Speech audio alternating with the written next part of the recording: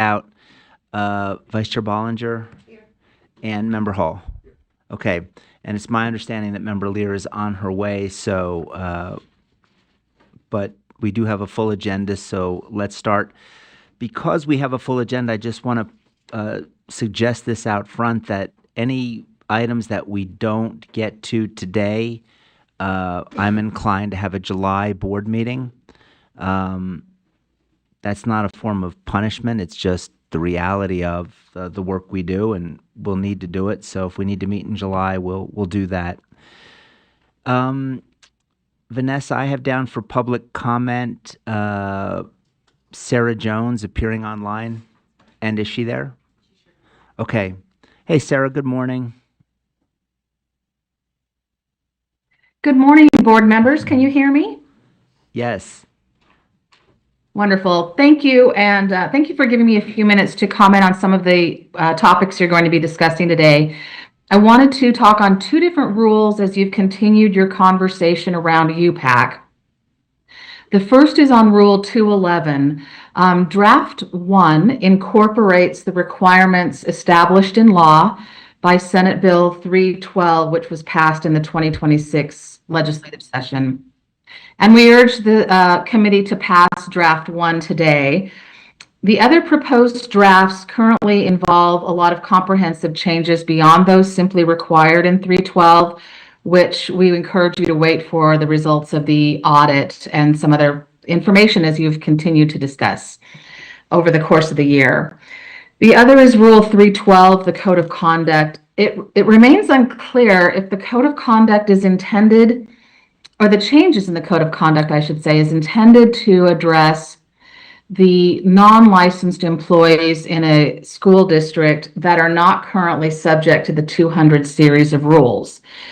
Line 19 in draft 3A, and you have discussed multiple drafts over the course of this year, clearly applies the rule to licensed educators.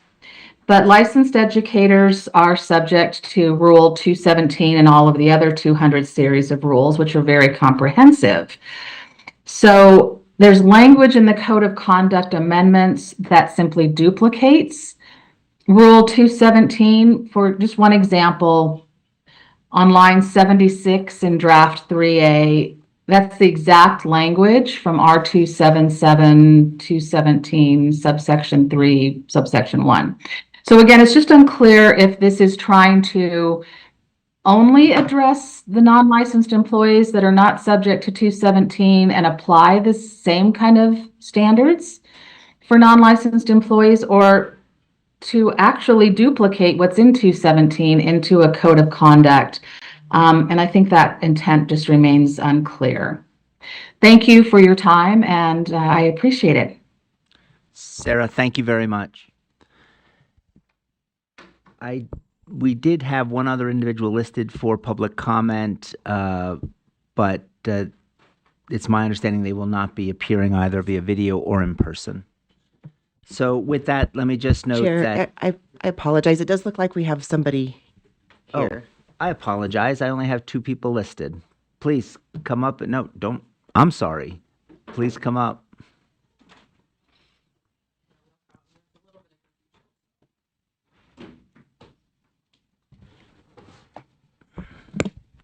Good morning. I'm happy to be able to speak just for a few minutes to you. If you could just introduce yourself yeah. and say who you're with. My name is Pam Pedersen. I'm a retired educator, and I'm currently a doctoral student at the University of Utah. And I'm conducting my research, and hopefully will be done soon. And I have retired from public education as a school principal, most recently. I left my district in good standing. If you contact my former HR department for a reference check, they'll confirm I did not harm children, and I am eligible for rehire. I left my school district without any knowledge that my educator license would be referred to UPAC. I resigned from my school district on January 6, 2025. My license was referred to UPAC about 6 weeks later at the end of February. Near the end of March, I was notified my license had been flagged and that UPAC would be opening an investigation. At the same time, I was informed that UPAC's caseload was already more than a year behind. The most pressing problem with this is that a flagged license carries real consequences even before an investigation is started. Educational job postings routinely require applicants to hold a license in good standing. That requirement exists in K-12 education, higher education, state employment, and other educationally related positions I have explored. In practice, a flagged license functions as a barrier to employment, as it is not considered a license in good standing. The communication from UPAC last March was 15 months ago. For 15 months, I have lived under what amounts to a presumption of guilt without findings, without a hearing, and without access to the information necessary to respond to the allegations. The flag on my license has effectively operated as a suspension before any determination had been made. On February 3rd, I was informed that an attorney had finally been assigned to my case and an investigation would begin soon. On February 10th, we responded and requested, after several times, to receive my UPAC file. The file was not provided until May 31st, just barely, in 2026, 15 months after the flag was placed on my license. I respectfully ask this committee to consider what this means. How can an educator respond to allegations, defend their professional reputation, or meaningfully participate in any process when they do not have access to the information supporting those allegations? Come on, paper. Since then, the attorney assigned to my case has left UPAC employment, and a new individual has been assigned at our strong request. I know personnel changes occur in any organization, but my experience raises broader concerns about delays, transparency, and accountability within this current system. I'm not asking this committee to hear or decide the merits of my case. I am asking you to examine a process that allows educators to experience significant professional consequences before an investigation is started or completed, and before they have meaningful access to the information needed to defend themselves. I urge this committee to consider reforms that improve timelines, transparency, and due process, while ensuring that UPAC has the resources necessary to fulfill both the letter and the spirit of the law. Thank you so much for your time and your consideration.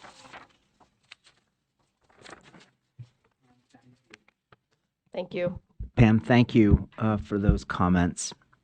And I apologize. I did have you on the list. That's my mistake.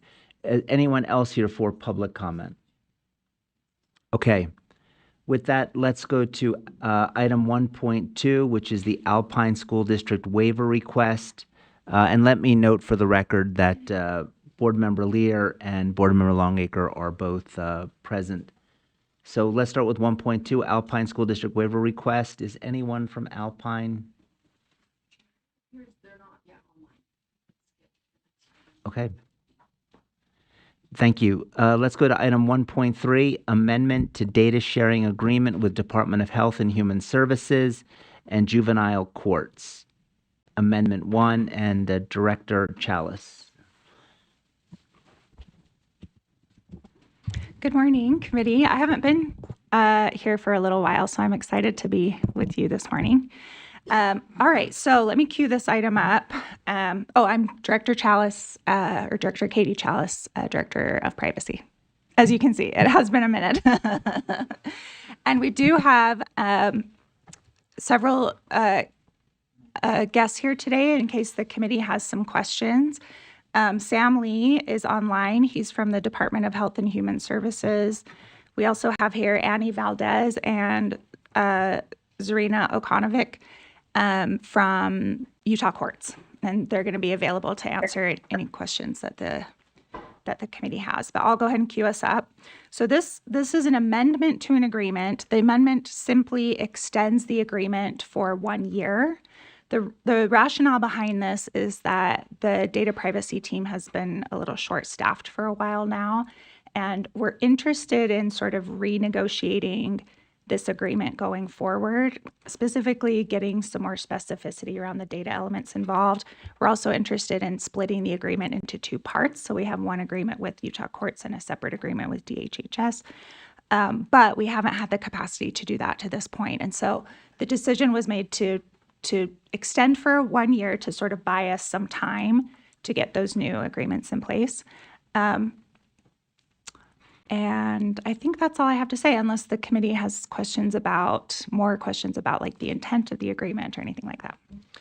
Looks like Member Lear has a comment or a question. Member Lear? I wondered if this is the agreement that we talked about maybe a little over a year ago, the same one. Is this a different one? This is different. Yeah. This is Okay. different. And so it's not the one that we had some negotiation about and changed somewhat? Yeah, No, that's different. correct. Different agreement? Yes. Okay, thank you. But it has been in place. This is a renewal for a year, it's not brand new. Correct. Okay, thank you. And I just want to follow up. So I would assume, because everybody that's here, and we have a proposal in front of us, that all parties involved are okay with this extension. Yes. Okay. Any other questions, comments? Yes. Okay. Do we have a motion? Member Longacre? Sure. I make a motion that the committee approve the amendment to the data sharing agreement with the Department of Health and Human Services and Juvenile Courts, USBE 220035 MOU Amendment 1 and forward to the board for approval. Okay, thank you. The motion is that the committee approve the amendment to the data sharing agreement with the Department of Health and Human Services and Juvenile Courts, USBE 2235 MOU Amendment 1, and forward to the board for approval. All of those in favor, say aye. Aye. Aye. Okay, that motion passes unanimously 4-0 with one absent. Chair Carey stepped out. So let's go ahead and move. Thank you, Director Jealous. Let's see. Okay, so it looks like we can go back to item 1.2, Alpine District Waiver Request. And I actually, just to put on the record, I will go ahead and continue to chair this item, but I am recusing myself from the discussion, and I will be not voting on this either. I'll be abstaining from this vote, just for public record. So let's go to the Alpine District Waiver Request, item 1.2. It looks like we have AAG Cooper. Is AAG Cooper online as well? Okay, so it looks like she's assigned to kind of queue us up. So AAG Cooper, we will go ahead and have you queue us up. And is it Superintendent Smith that's also online? Okay, thank you. All right, AAG Cooper.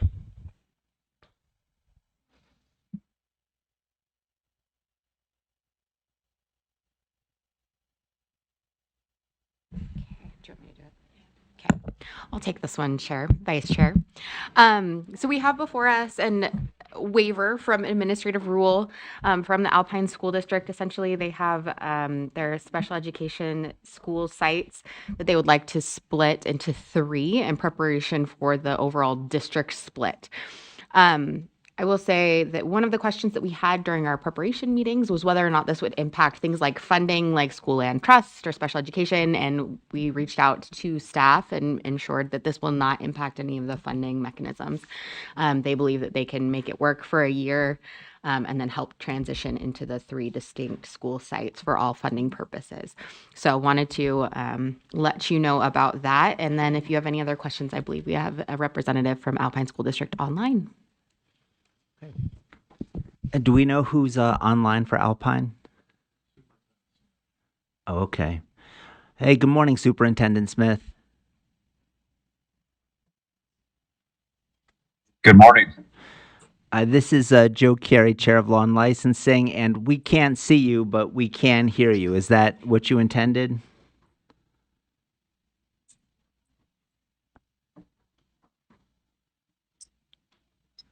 There we go. You can possibly see me now. Yes. You heard the summary from Deputy Superintendent Newey. Do you have anything to add to that for our consideration? I did not hear the summary. I'm up in Wyoming and my internet is spotty. So I just saw the recommendation that the committee approved the request. I don't know if there's additional comment, Mr. Chair, you want me to make, but I'm happy to share thoughts if that's helpful. If you could just give us a summary of the need and necessity for the waiver. Thank you. Yeah. You bet. This is part of the reconfiguration of Alpine School District, providing services for students in the Timpanogos, the future Timpanogos School District, hence the request. So it would request your consideration and approval.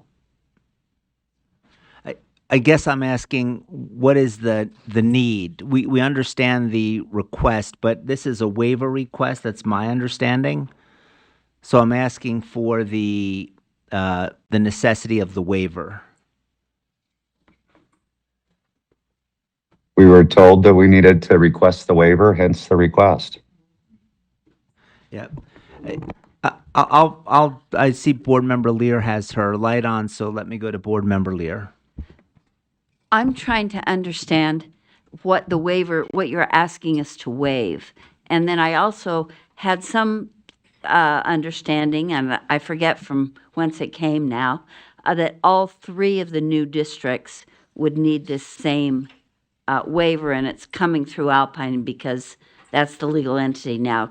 So can you explain both those things? If this is for all three districts, and or what is it that we're being asked to waive? Yeah, thanks, Board Member Lear. There are special schools in both the future Lake Mountain District already established. We have the Horizon School, which has a school number of 808. We have the ATEC West Campus, which has a school number of 809. In the future Aspen Peak School District, you have the Dan Peterson School, school number 810, and the ATEC facility, which has a school number 811. This request is to create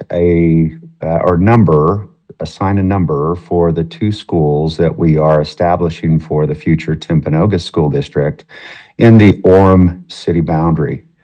And so the other two districts already have numbers, they already have schools. We are constructing a special needs school and an ATEC facility. Both schools will be named in the June board meeting, hence the request for the school numbers for the future Timpanogos School District. And I'm sorry, I'm really trying here, Rob, but I still don't understand what is it because, I mean, a new school is opening and in these new districts, understanding that, is it similar to the charter school issue of needing longer than a year and we have less than a year? Is that the point? That's correct. That is correct. Okay, all right. Specifically, So, there's a deadline in R277484 that the board needs to waive for them to get the school open. okay, all right. So it should be a longer period of time, and they don't have that before the schools will need to be opened. Okay, is that correct, Rob? Correct. Okay, thank Yes. you. I think I'm getting it now. That helps us understand, and I know this is an unusual situation, so, and you seem to be, all of the districts seem to be moving forward as fast as they can appropriately, so I don't think I have a problem with the waiver, given that it's a necessity. Do you want me to make a motion? Yeah. Any other questions for you from the committee? Not seeing any. Board Member Lear. Okay, I'm gonna move everything that Amanda's drinking. I move that the committee approve Alpine School District's waiver from R277-484 for all schools necessary. Let me add that because I think it's unclear that it's not just for a single school, and forward to the board for approval. The motion before the committee is that the committee approve Alpine School District's request for a waiver for all schools necessary from R277-484 and forward to the board for approval. All those in favor? Aye. Aye. Any opposed? Not seeing any. That passes unanimously with Vice Chair Bollinger having recused herself from consideration of this matter. And are we on 1.4? Or are we going back to 1.3? Okay, thank you. So item 1.4, Board Policy 3006, USBE Data Governance Plan by Amendment. And Deputy New, if you want to cue this up or just go directly to Director Chalice. Director Chalice? Thank you, Chair. I'll introduce myself again. Katie Chalice, Director of Privacy. All right, so this item is an amendment to our Board Policy 3006, which is the Data Governance Plan. And it has a series of amendments. I'll just run through what those are. So it adds a couple of roles to the roles and responsibilities to a table in the policy, including documenting the role of the data governors group, which has been in place for a while but has not been included in the policy. So we added that. It also establishes the data governance responsibilities of the superintendent. We also included a section that's currently formalized in our procedures, but not in our policy, which is our data governance approval process. That's documented in the policy newly. And then we also have some updates to our data privacy and security training reporting, and then some additional language that, again, puts some clarification about internal policy that we have into this broader policy. And I'm open to any questions that the committee has. So, Director Chalice, I do have one question, not so much about this particular data governance plan, but the interface between this plan and the data privacy agreement that Superintendent Hart shared with the board yesterday. What is the intersection between this policy as it currently exists and the the Google Gemini agreement? Why do we need a separate one? Why wouldn't it come under this? And did you have the opportunity to review the Google Gemini data governance agreement? And I'd welcome your thoughts and feedback on that agreement. Yeah, I'd love to answer that question. The Google Gemini agreement is wholly independent of this policy, and the reason for that is that this policy, as a board policy, governs our work as staff, you as a board. And the data privacy agreement with Google is, while we were heavily involved in the negotiating, it's not an agreement between USBE and Google, it's an agreement between the LEAs and Google. So any sort of negotiation or terms that we were advocating for, those are all more relevant to R277-487, which governs, the LEAs, as well as some statute that's relevant to the LEAs, which is 53E-9309. You're just showing off now. Yes. Any other citations the committee wants to? Yeah, so to answer your first question, they are independent. Then did that answer your first question, Chair? It does. And the news sometimes gets it wrong, but when I'm reading all these articles, they always lead with USBE and Google Gemini have entered into an agreement. But I'm hearing you say the agreement isn't between USBE and Google, it's between the LEAs and Google. So this agreement we may have participated in the negotiation, but we're not a party to the actual final agreement. Is that your understanding? Yes, that's accurate. And Okay. I think that is one of the pieces that the media hasn't quite got right. that it's not an agreement with us, although the partnership to some extent was negotiated with staff. And the terms of that data privacy agreement were negotiated between Google and staff. But we're not party to the agreement. And then, Chair, I'm happy to speak to your other questions if you want, but also could you restate them? I think that when you said that, my first question was really on this intersection between this policy and the Google agreement, and I think you've addressed that and you've answered the questions in terms of the agreement. The final aspect was, did you have the opportunity to review that agreement, make sure that it comported with our rules, state law? That was the final question. Yeah, thanks for that question. Not only did I have a chance to review it, I was part of the negotiation for multiple months. So shout out to my team member, Nicole Sanchez, who led out on those negotiations, and also Jeremy Zabriskie on my team. It was kind of the three of us negotiating with Google's contract folks and their attorneys. And we are very pleased with the way we landed. I try to remain unbiased, but we're really happy with it, with where the agreement landed. And certainly I would say the data privacy agreement meets the floor of Utah's data privacy law, but it also goes above that and is even stronger than is statutorily and administratively rulely required. Thank you, Director Chalice. Any other questions from the committee? Member Longacre? Oh, sorry, I'm waiting for it to turn red, and it's red. So it's been a great morning. If I know that this is not an agenda item, but if I can just ask a question about the Gemini, because I just have some constituents, and I would love to address that on record if you don't mind. By signing this DPA, have we opened the door for a partnership that may not have been warranted or wanted? Or is this something that was going to happen anyway, and we are trying desperately to put on safeguards? Does that?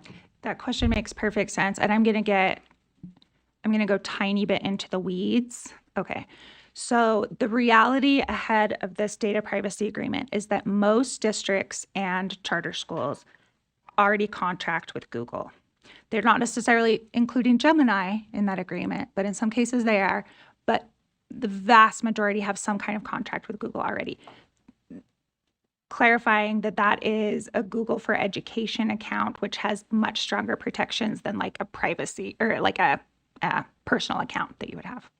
So that's already been in place. And our review of Google's standard terms and conditions suggests that it has met for the entirety of the existence of the Student Data Protection Act, which passed in 2017, that it meets the floor of that law. So their existing data privacy agreement already had what we felt were significant data protections in place. The significance of this new data privacy agreement is not that it opens the door to more usage. It is that I would say there are three benefits to this DPA. It's a uniform data privacy agreement that our LEAs and some parents are familiar with. It's what we call the National Data Privacy Agreement. It's a standard template. Another benefit is that it's a little bit more specific. For example, in the data privacy agreement, there's a list out of the data elements involved, which is something that we find really powerful that did not exist in the standard terms of Google. And I forgot the third thing. So, it's more specific, and it also extends some of the protections to kind of a next level. So this partnership is different in the sense that the DPA is new. Oh, I also, a fourth thing that's beneficial is, I think I heard this mentioned by Superintendent Hart in her report yesterday. There have been several large companies who have declined to sign the National Data Privacy Agreement for years. Essentially it was like, oh, our company's so big, like why would we bother negotiating, So while are the protections stronger in this agreement? Yes, they are. Were the protections before sufficient? Yes, they were. But what this really, the thing I'm most excited about this personally is that it's acknowledgement from Google that they're willing to come to the table and acknowledge that they are acting as a school official on behalf of the LEAs rather than the LEAs sort of being beholden to Google, if that makes sense. It's a real, that's why this shift is so seismic. Did that answer your question, Member Longacre? Yeah, I just want to say thanks, and I'm sorry for taking committee time asking that question, but I really do truly appreciate that. Thanks. Yeah, no problem. Member Lear? Thank you. And Katie, I think I read it through all of this material primarily because of the interest from yesterday, and I thought the agreement was it's tricky, and I thought it was I was great about it. I had one concern on line 191, if you'll go all the way down to that. And this caught my eye. And I wondered, I know that sometimes employee data, how that is protected in these agreements is sort of uncertain sometimes because it's not the same as students compelled to come to school as opposed to employees who can choose to work in a school system. But still it reads, employee data access permissions should be based off a user's need to know as stated in internal blah, blah, blah, blah. So I'm trying to accept that should is a strong enough word for an otherwise very carefully crafted opinion or agreement. So help me when a should is how that fits in there. Yeah, that's a great question. I think I agree that should is not exactly reflective of what we intended. It should be more like shall. And then I'll also just clarify that what this is intended to say, and I think you're highlighting that perhaps the language might be a little unclear. This is intended to say that USBE employees, their access to data should be based off their need to know. It's not specific to employee data. Yeah. So if that was unclear, I'm sure Ben and I would be happy to put together some amendments between now and. But I'm still concerned, having seen some situations over the years. Now you've switched my thinking. Yes, I would like to have employee access to student data or something. Just rearranging the words would be, I think, an improvement. But now that you've kind of switched my thinking and seen some situations over the years where employees accessed student data for their own purposes, inappropriate purposes, usually not stalking purposes or those kinds of things, but still inappropriate. I'm still uncertain. Then I'm more uncertain why it is a should.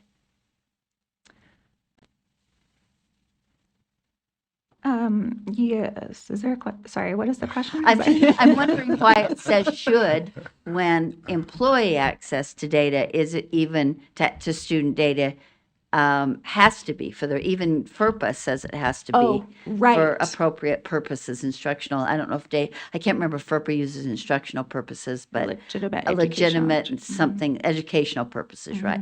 So I'm still troubled that it says, I'm more troubled that it says should. That's merely inartful drafting on my part. There's no, change it to shall. Okay. That's not even. I don't know if that requires a motion, but I'd like that made clear that it is employee access to student data and that shall be based, shall be, and I had shall be determined by users as opposed to based off is what I thought might be a stronger, clearer, shall be determined by users.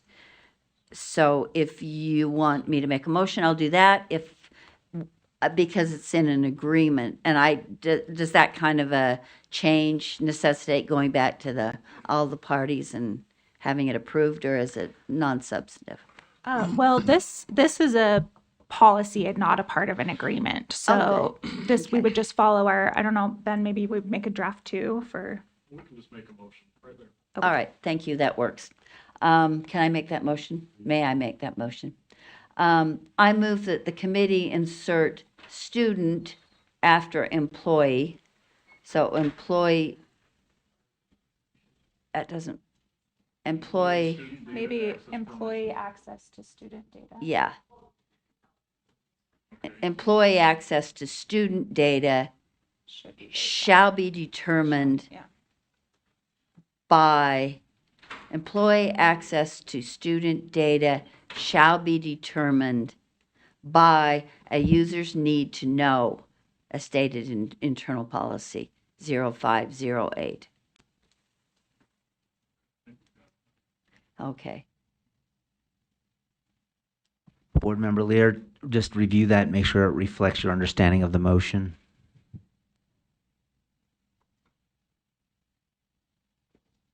Employee access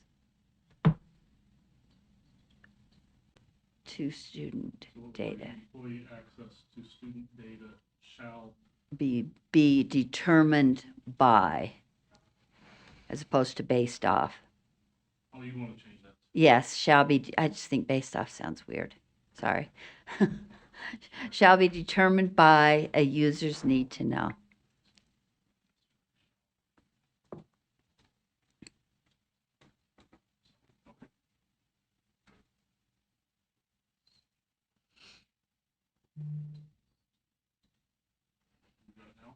I don't see anything that says determined by, and strike should be, oh, there we go, got it. Yes, thank you, that does reflect what I was wanting to say.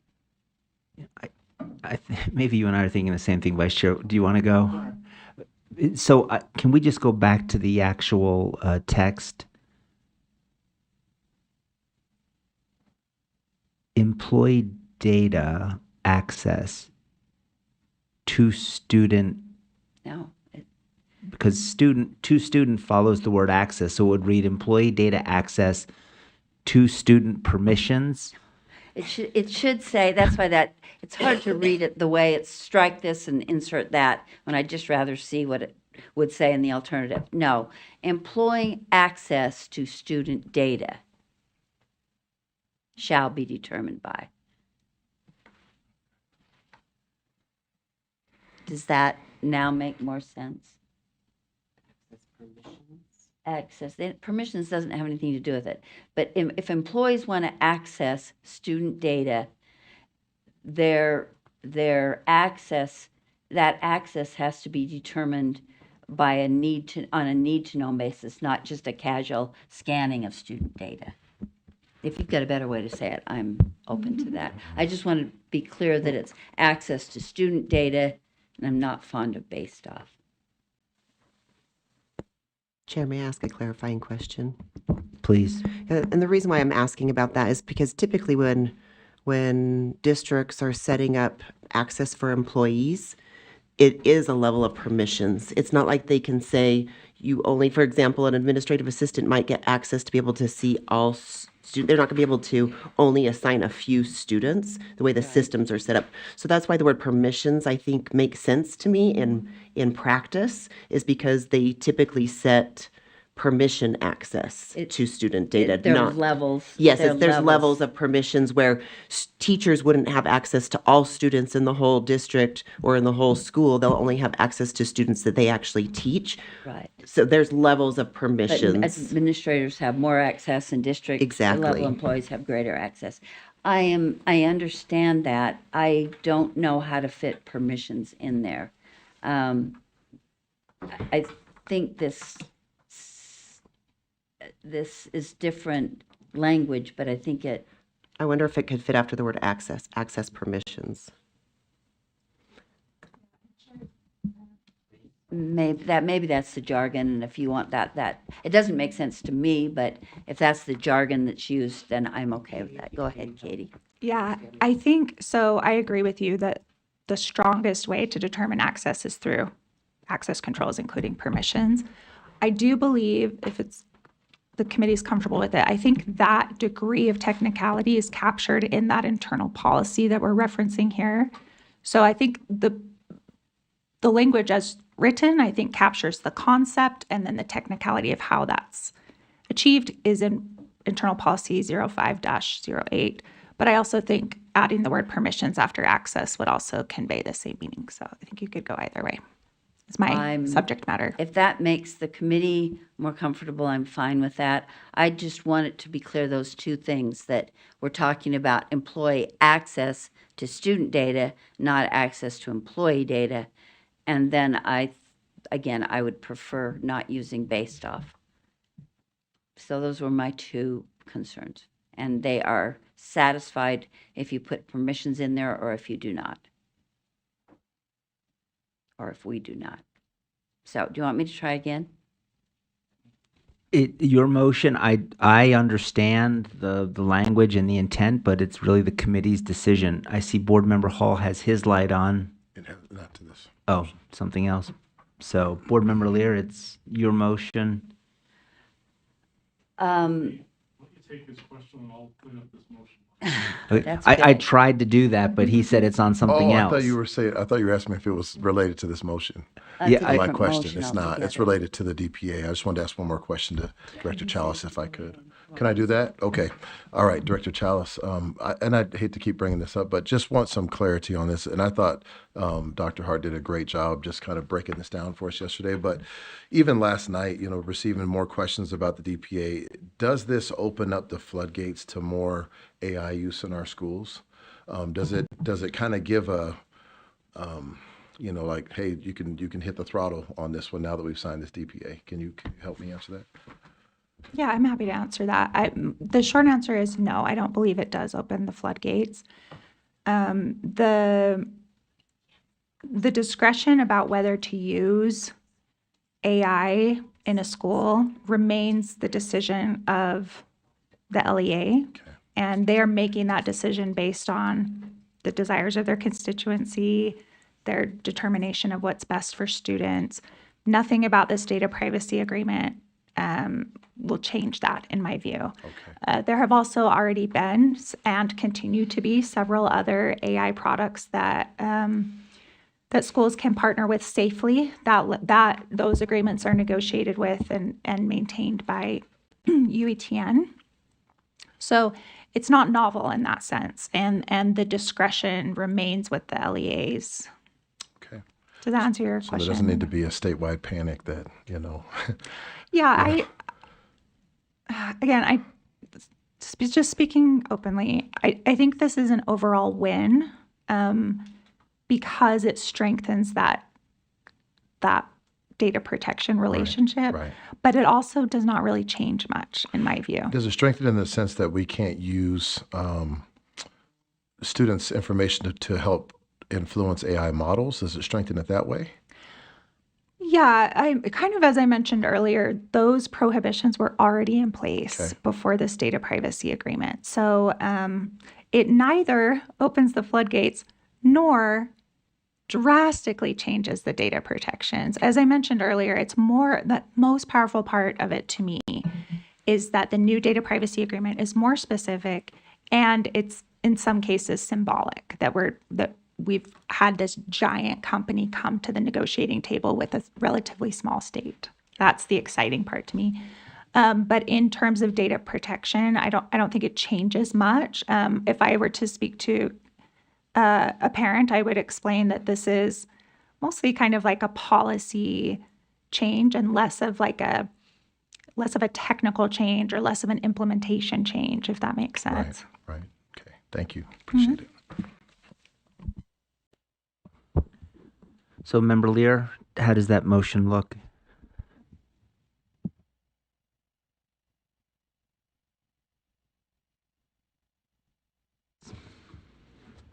I move that the committee amend lines 191 through 193 in the data policy to read as follows. Employee access and permissions for student data shall be determined by a user's need to know, as stated in internal policy 05-08, and approvals will go through the user supervisor and data owner of the system for which the user is requesting it. So the motion before the committee is that is as follows: employee access and permissions for student data shall be determined by a user's need to know, as stated in internal policy 05-08, and approvals will go through the user's direct supervisor and data owner of the system for which the user is requesting access. All those in favor? Aye. Any opposed? Not seeing any. That motion passes unanimously. Any other discussion to the policy? If not, we're ready for a motion. Member Longacre, is that your light on for that, to make the motion? Sure, it is now. Thanks for the nudge. I make a motion that the committee approve Board Policy 3006, USBE Data Governance Plan, Draft 1, is amended and forwarded to the board for approval. So the motion before the committee is that the committee approve Board Policy 3006, USBE Data Governance Plan, Draft 1, as amended and forward to the board for approval. All in favor? Aye. Any opposed? Not seeing any. That motion passes unanimously. Thank you, Director Chalice. Okay, so the next item up is 1.5 R277-322. Since this is my application to the board, I am going to turn the chair over to Vice Chair Bollinger for consideration of this item. Thank you, Chair. Okay, so if we go to item 1.5, R277-322, Local Education Agency Codes of Conduct Amendment. And Chair Carey, I know that this does come from you, so I will let you start with it. It looks like there's another draft, so I'll go ahead and let you start with that introduction. Yeah, so just we have a motion on the floor. My motion is that the committee approve R322 and that it be forwarded to the board for approval. And to that end, as this committee is well aware, R322 is, draft 3. And you mean R277? Yeah. Is it 3A? Oh, 3A. Thank you. Well, since you guys made it easy, let me just read the motion that the committee approve R277-322, Local Education Agency Codes of Conduct, Draft 3A, on first reading and forward to the board for approval on second and final reading. And just to speak to it, as this committee is aware, this is a code of conduct. The legislature has directed the board to make sure that our LEAs have a code of conduct for its employees. And we have had a code of conduct for several years in R277-322, but it's been just as many years since it has been amended. And this is an amendment, a big amendment, a restructuring in many ways of that code of conduct. But what inspired it was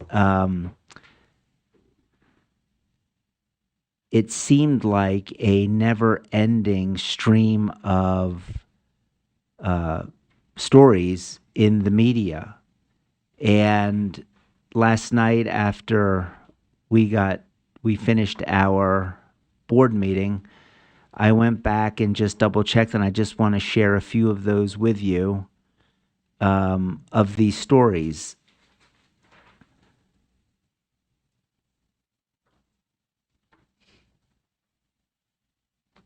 Can I ask you a question about that before you begin? Sure.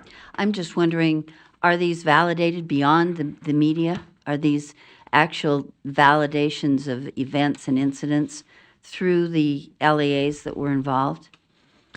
That's a great question, Member Lear, and validated to the extent that the LEA responded. So it doesn't necessarily mean that every story and every fact in the media was validated, but the LEA responded to the extent that, like they did recently with the story that was shared yesterday with the Salt Lake City School District, they didn't come out and say, hey, yes, we agree with every fact that the media reported, but they did say, we need to look at our policy to make sure that known sex offenders aren't accompanying our students on trips.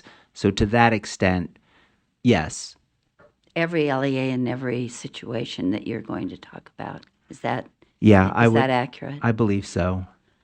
You believe so? Yeah. And remember, Leah, you're more than welcome to look at these stories and investigate them. But again, it wasn't just one source. These are multiple sources. I don't think there's any story that I'm going to share that the committee would be surprised to hear about. These have all been covered on television, newspaper, by organizations that, to a large extent, I find credible. Uh, I note your emphasis of stories, and I'm just a little wary of that. But let's share them and let's evaluate them, or hear them at least. Yeah.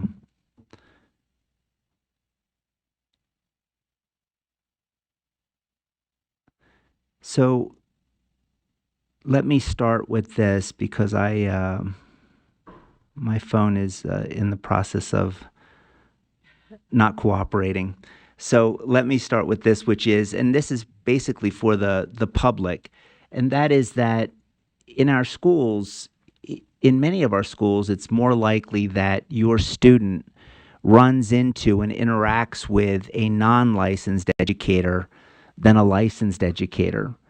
And a lot of parents are surprised to hear that, but many of the employees in a school were familiar with, the teachers and the administrators, but many of our coaches, support staff, even administrative staff do not hold an educator license. And because of that, the school controls the employment. They decide who to hire and who to fire. The board, this organization, controls the license. But if someone doesn't have a license, it really limits the general control and supervision that we can exercise as a board in that area. And because so many individuals do not hold a license, it creates some challenges. And one of those challenges is that if a teacher violates an educator standard, that's tracked. So even if that teacher leaves the school, leaves the state, there's a digital trail that follows that teacher or that educator because of the licensing process. We don't have that same protection when it comes to non-licensed employees.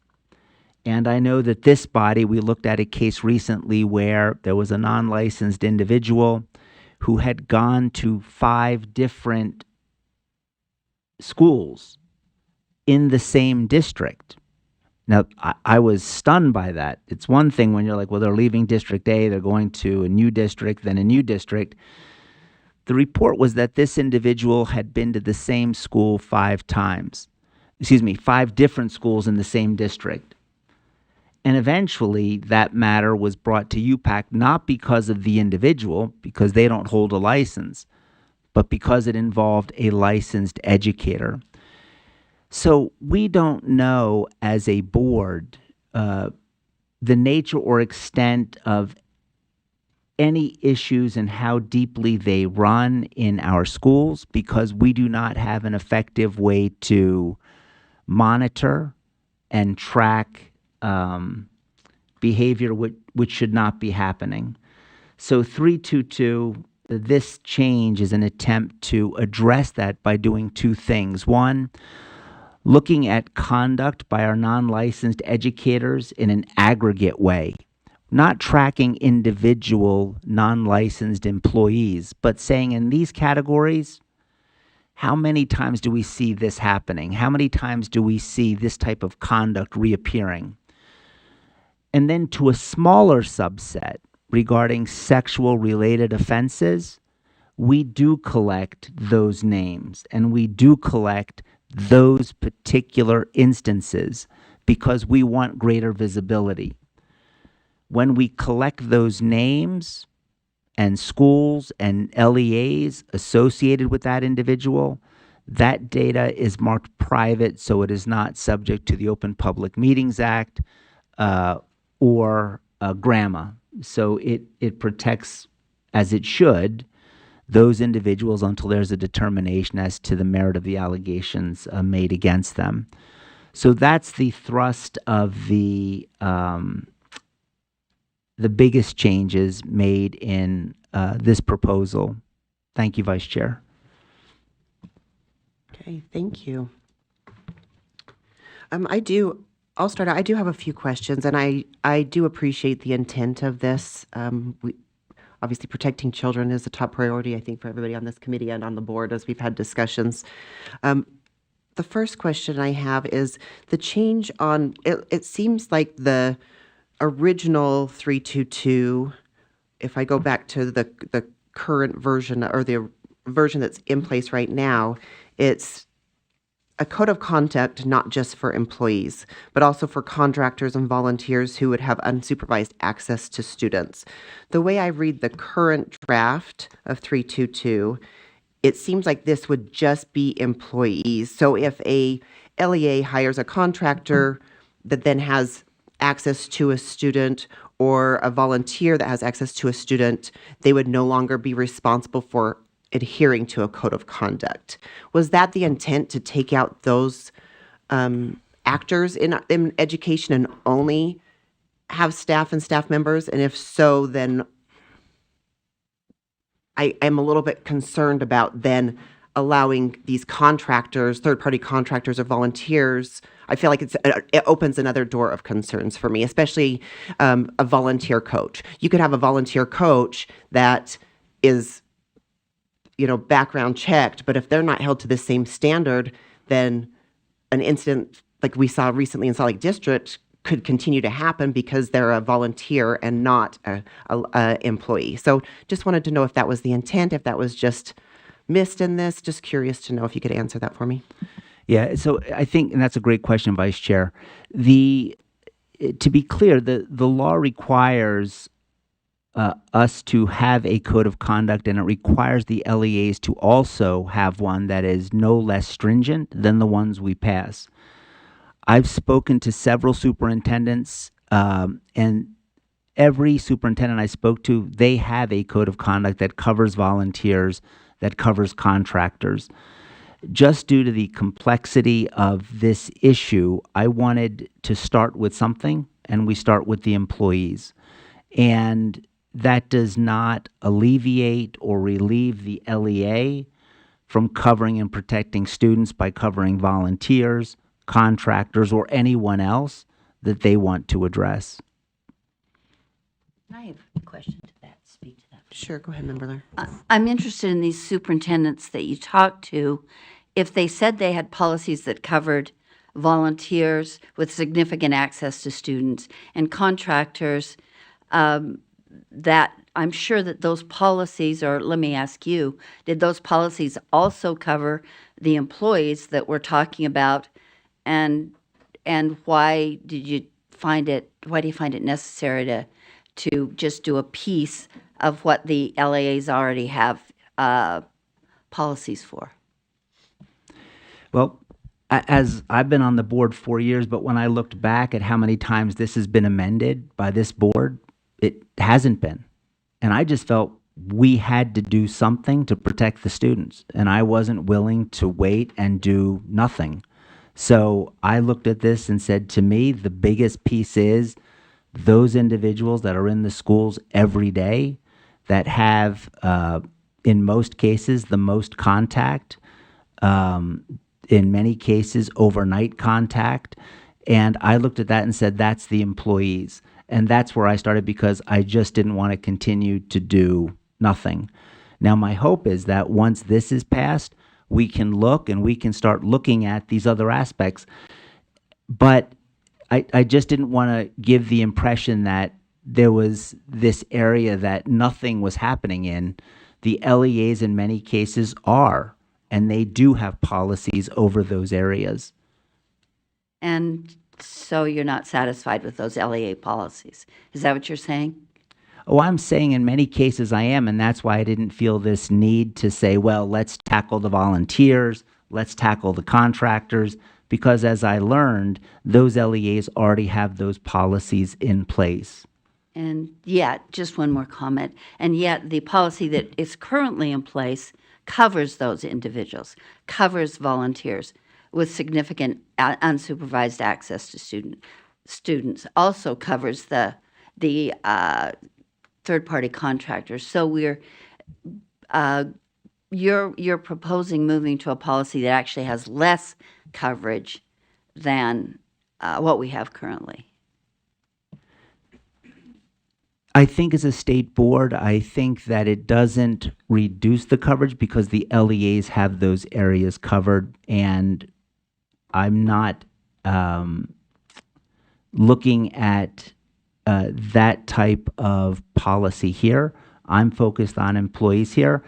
But Board Member Leader, if you're concerned that this policy doesn't adequately protect our students against contractors and volunteers, I would invite you to discuss that with me, and we can look at making those changes. You're free to make a motion to include that if you feel that our LEAs are not adequately protecting our students against contractors and volunteers. And I appreciate that.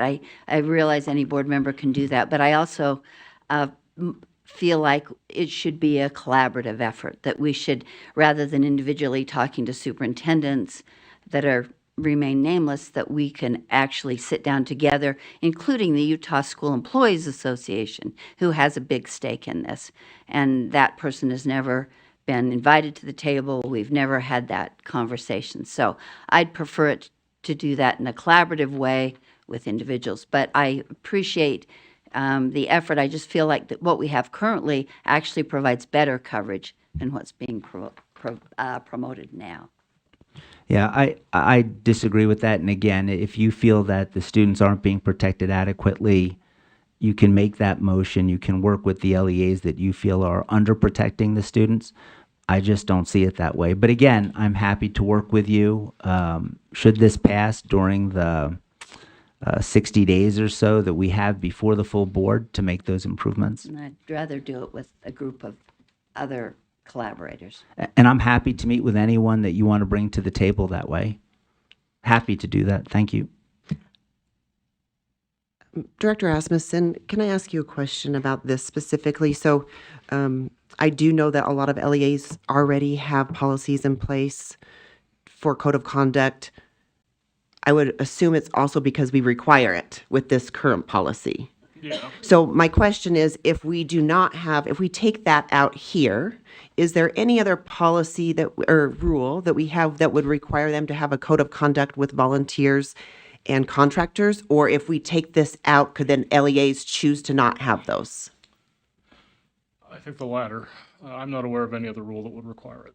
Yeah, so I agree that there are a lot of LEAs that do have it, but I think it's because it's in this current rule. And so I'm very concerned about taking that out and no longer having that expectation for LEAs without something to replace it already. And not saying LEAs, I don't want LEAs to think that I think they're going to go and get rid of their policies, but I think it also helps us set the bar that we want our students to be protected from everybody. And I do think that most LEAs want that as well, but because we put it into our rule, we set that expectation. And I do feel like when we talk about general supervision and control, that is within our purview to say, you do need to have a policy for these individuals. So so with that, I'm curious to know if we were to reinstate line 29 and 30,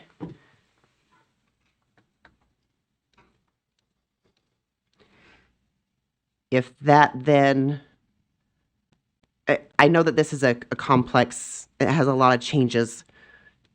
Chair Carey, do you have concerns about reinstating that so it does cover a broader group of individuals? No, Vice Chair, like I said, I think eventually we get there, but I understand what you're saying. I am unaware of any district in the state or any LEA in the state that does not cover contractors and volunteers. But to create that floor, I'm happy to make that adjustment. I would just ask that we do that. I would be reluctant to do it now because of the pass-through implications down the line in terms of, as we discussed yesterday, then for volunteers, are we holding them to the same requirement that we would this full-time employee? And what I would suggest is that I'm happy to do that. I'm happy to meet with you. I'm happy to make that adjustment. But rather than do it on the fly right now, I would suggest that, yeah, we get together, we meet, we make those adjustments after we've had the opportunity of working with staff to make sure that we understand what those downflow implications are. But I think that would be a great addition to the rule. Thank you.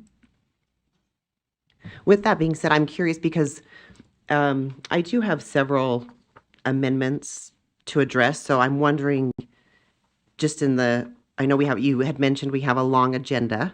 And I know that this has been something that we keep bringing back. But I just don't feel like the current draft is ready to be passed. And I wouldn't feel comfortable passing it along and saying, hey, let's find a time in July to then clean it up before the board. I would like us to have a draft from our committee that we can all feel comfortable with. And I think that we've shown in the past that we've been able to do that. And so for me, I would really like the opportunity then to take the time and make sure that we have the right policy, all working together with maybe a few other stakeholders that then could give us feedback on that. Is that something that you would be amenable to, Chair Carey? You know, I have spoken to several individuals, several organizations, and I'm sure that you have too. This matter has been pending for the committee for a matter of months. Some board members have reached out, both on this committee and in the board, to work out their concerns. I'm happy to meet with you and make those changes, but just due to the importance of what we're looking at here, my preference would be let's pass this out of committee. And again, I'm happy to meet with any member at any time. Let's incorporate those changes and let's have this before the full board for a vote in August. And again, it's not an abbreviated time frame, but what's been happening is that there's been an expression of, well, we'd like to work on this, would like to get together, and then there's no outreach. And so what I don't want to see is, I haven't seen any activity on this code of conduct, not just since I brought it up, but since this code of conduct has been in place. And I don't think it's because board members deprioritize student safety. I don't think it's because we don't take it seriously. I just think that board members get very, very busy. My recommendation and my ask in the motion is that we pass this out of committee, we get it to the full board, and I'm willing to work with anyone at any time to address your concerns, including the valid concern that you have. I have Member a few Lear? comments. I'm personally not willing to do that. My greatest concern about this rule is that we express concerns in committee, and I've expressed concerns to you many, many times, mostly in committee, and then 2 days or 3 days before the board meeting, 2 days in this case, we see a draft, another draft, and it doesn't change any of the concerns I have. And so I have a number of amendments, and you can vote them up or down, that I'd like to go through. I have about 17, I think. And so I'd like to go through them, and you can vote them up or down. But I am not comfortable sending an unfinished, unsatisfactory version of this rule to the board, especially because we've been working on it for so long. And we're out of school now, so primarily students, if you believe they're at risk, they're not at risk. And I feel like this is a good time to spend the time in this meeting to make the changes we need to make that would make this a better draft. I personally think what we have is the best situation because it is general enough to cover, using the phrase person of special trust, that it covers individuals who have significant, not all volunteers, just those who have significant unsupervised access to students, and it covers the third-party contractors.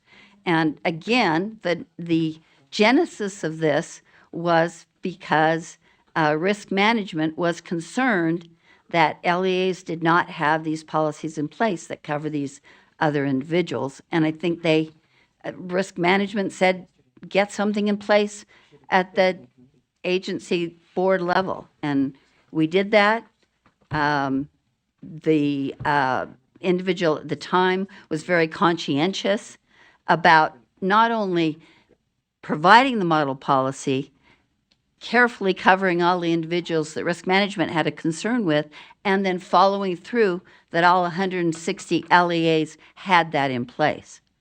So that follow through, I think, would be equally important here. And right now, we're laboring under a staff that's changing, and I'm not so comfortable that 160 LEAs will be checked to make sure that a proposed new policy would be in place. So if Amanda doesn't have did you want to go through any amendments, or should I just go through my amendments one at a time? Okay. If I could just respond, Vice Chair.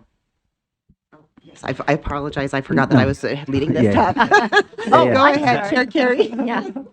No, look, you said you have over a dozen amendments. 17 to be exact.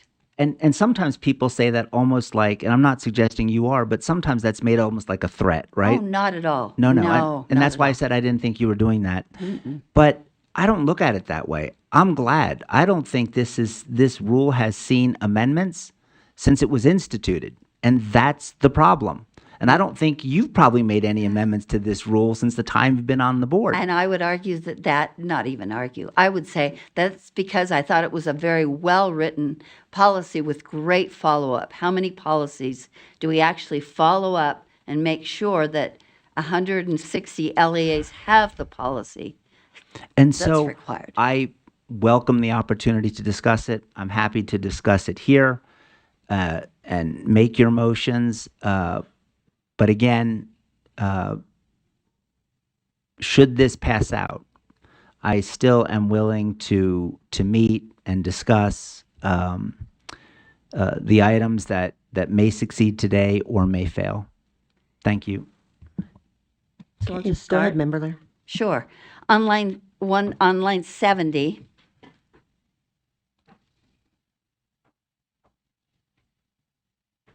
shall avoid any sexual contact, but interestingly enough, sexual contact is not defined. It's sexual conduct that is defined on line 36. So without sexual conduct defined, I think, without sexual contact defined, I think we need to change it to sexual contact. Vice versa. You mean I'm sorry. sexual- Yes, Yeah, because conduct. sexual conduct is defined on line 36. I think line 70 should also say sexual conduct, not sexual contact on line 70. So that would be my first motion, to amend line 70 to say conduct instead of contact. Okay. The motion is let's make sure that motion is correct. Let's see. That would be correct. Okay, so the motion is that the committee amend line 70 to change contact to conduct. So it would read, shall avoid any sexual conduct with a student or minor. Any discussion to that motion? Okay, all those in favor, say aye. Aye. Aye. I was like, you made the motion. I hope you support it. Okay, so I that do motion support it. passes Thank unanimously. Okay, back to you, Member Lear. On line 73, I think this is more of a language change, but it starts out above with a school employee, and then line 70 says shall avoid, and then 72 says shall comply, and then line 73 says providing which require providing training, and the employee doesn't provide the training. So I think it should be stated a little more accurately to say line 73 says participating instead of providing, participating in instead of providing.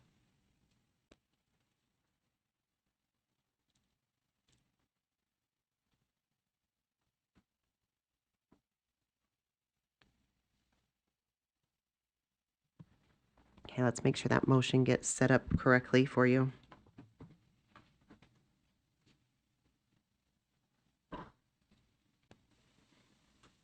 No cap, just that if it matters.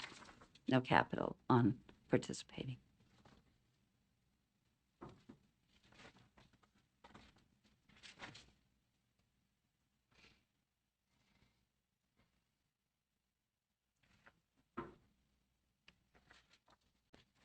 Okay, so let's see. The motion is that the committee amend line 73 to strike providing and insert participating in. Yes, Is that correct? that's right.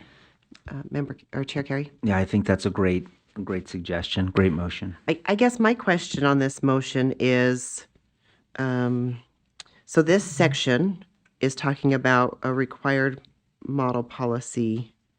And then, so we want it to say in the policy that they'll participate in the training and sign off that they've done it. Because I do know that in the section later on, under the LEA responsibility, it says the same thing, basically saying that they have to provide training and have every employee sign off saying that they've participated in the training. So we just want to make sure that it's in the code of conduct specifically that says that, and then it's also in our policy for, or our rule, that LEAs know that that's their responsibility. We're okay with both of those. Okay. I think both are important. Okay.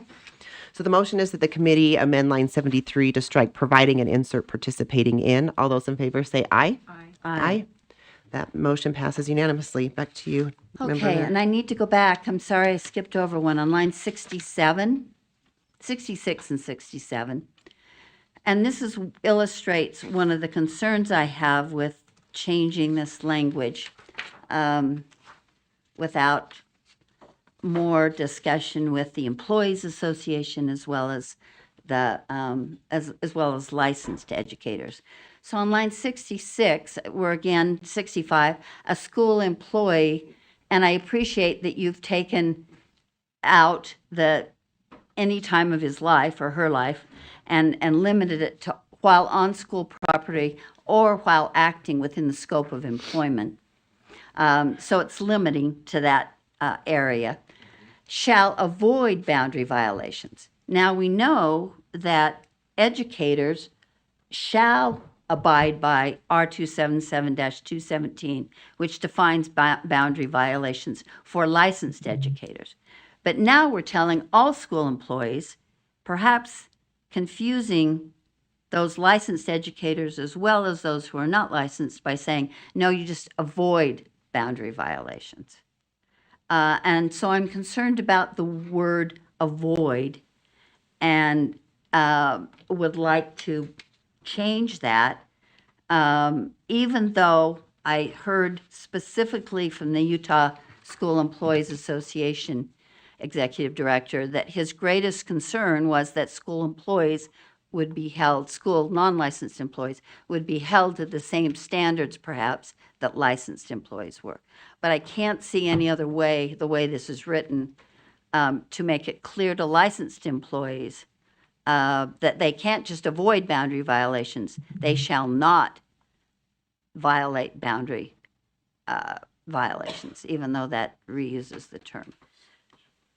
So I don't know if Mr. Rasmussen has any comments to that. Oh, there you go. And then you've helped me with the language.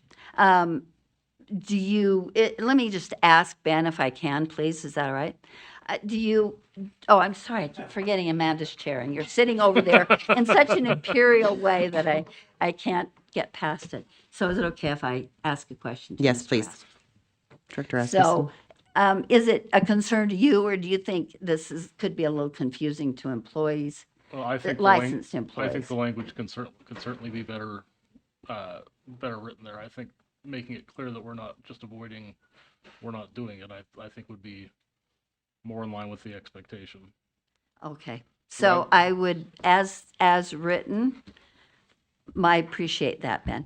I appreciate, I would move to amend line 66 and 67 and have, and I guess I should read the first top right, that the committee amend lines 66 and 67 to strike shall avoid and insert may not commit boundary violations on line 67. Okay, the motion is that the committee amend lines 66 through 67 to strike shall avoid and insert may not commit. Any discussion to this motion? Okay, all those in favor? So Sorry, let's go back. Go ahead. I Chuck, you're- do. Why wouldn't we? I guess my concern is shall avoid and may not commit. Why are we taking out the shall avoid? That doesn't. Do you want me to speak to that?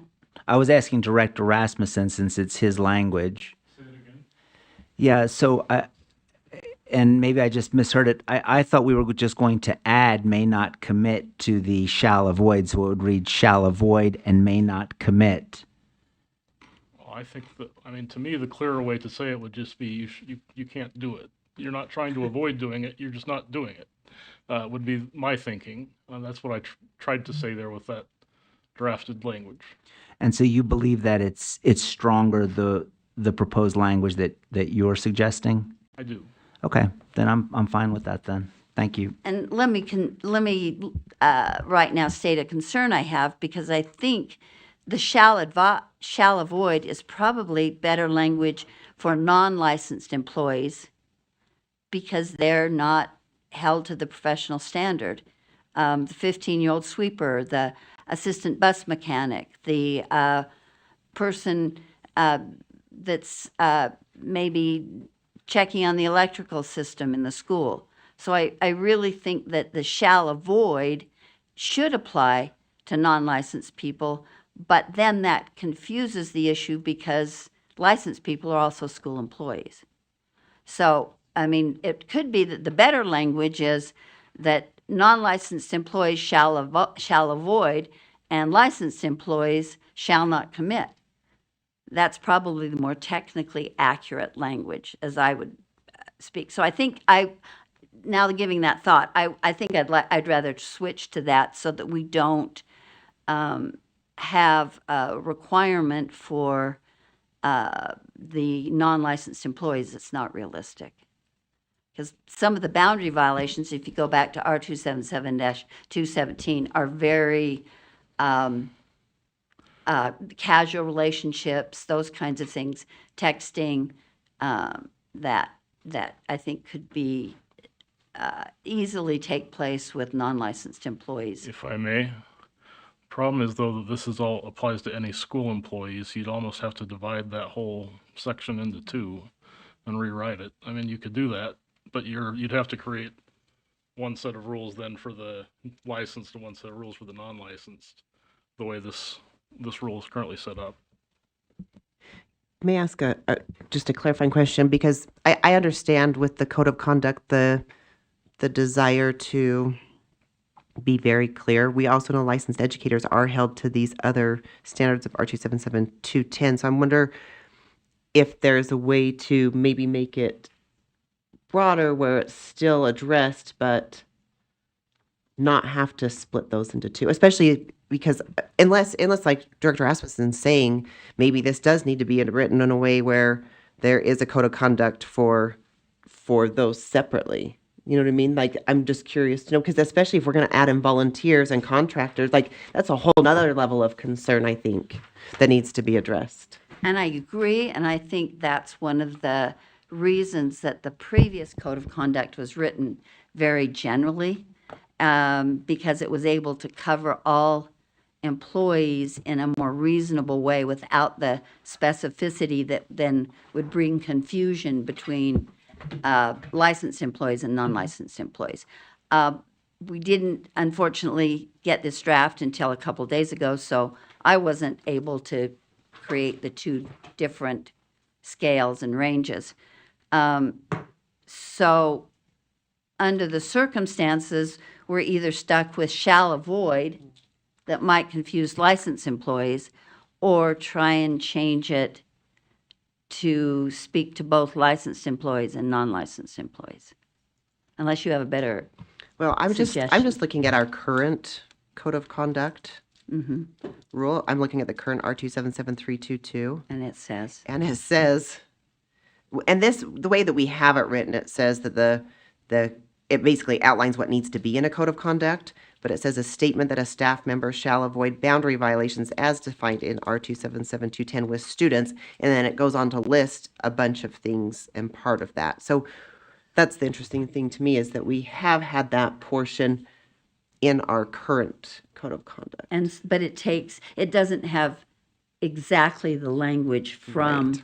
217. It took the language from 217 that would appropriately apply to Right. all employees. Right. Which is one of the artful things that was done in the previous draft, I felt like. So I'm thinking that I wonder if we could go back and take that language and put it back in from that. So the previous code of conduct says, so I'm rethinking my motion is what I'm saying. Yeah, and I would say it's down on where line 123 through 135. And it would have to still be reworded a little bit, because we're saying a statement that a staff member, if we're writing the policy, the model policy, the wording would have to change, but that it's already listed in here. And my computer's not loading.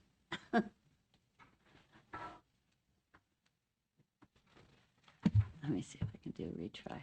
Chair Carey, while she's pulling that up, did you have a comment on this? No, I'm fine with the language as is. Board Member Lear has a motion. If she feels she can improve it, right, that's the prerogative in committee. And I'm sorry, my computer's not loading, so I can't go down to see line 123. A statement, so we could say,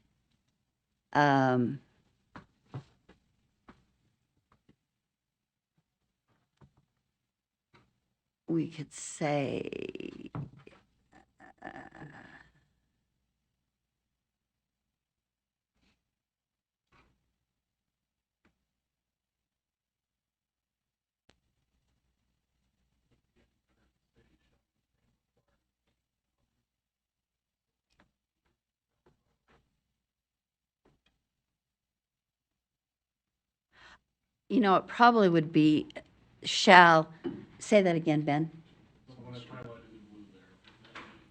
Shall maintain required professional boundaries. Because it takes it out of 217, is that what you're thinking?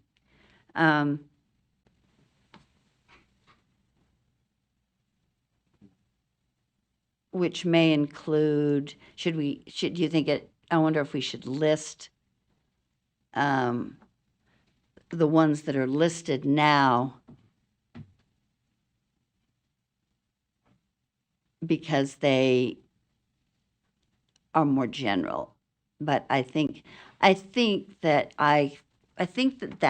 captures and is less confusing for licensed people who are told in one place to do something and another place to avoid something.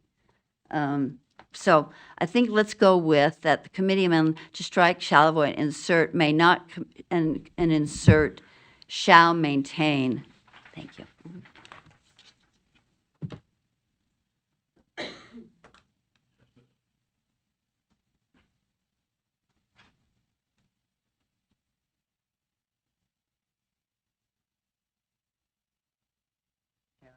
Let's make sure that this motion gets written up correctly for you. Yes, I think that's the best we can do right now.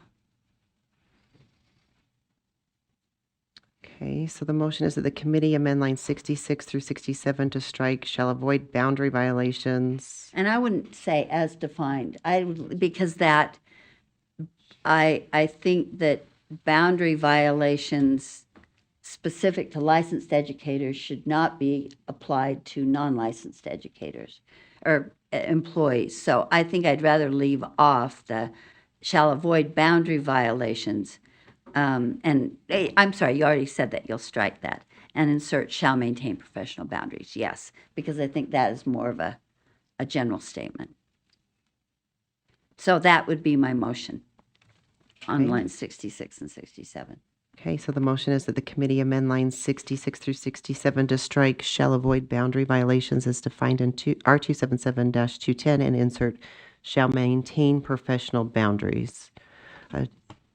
Member Longacre? Can I just ask a question? I'm sorry. This is the time that I don't understand the wordsmithing. So shall maintain professional boundaries would be better than shall not commit as our first suggestion. Right. And only, and I some of it's just stylistic.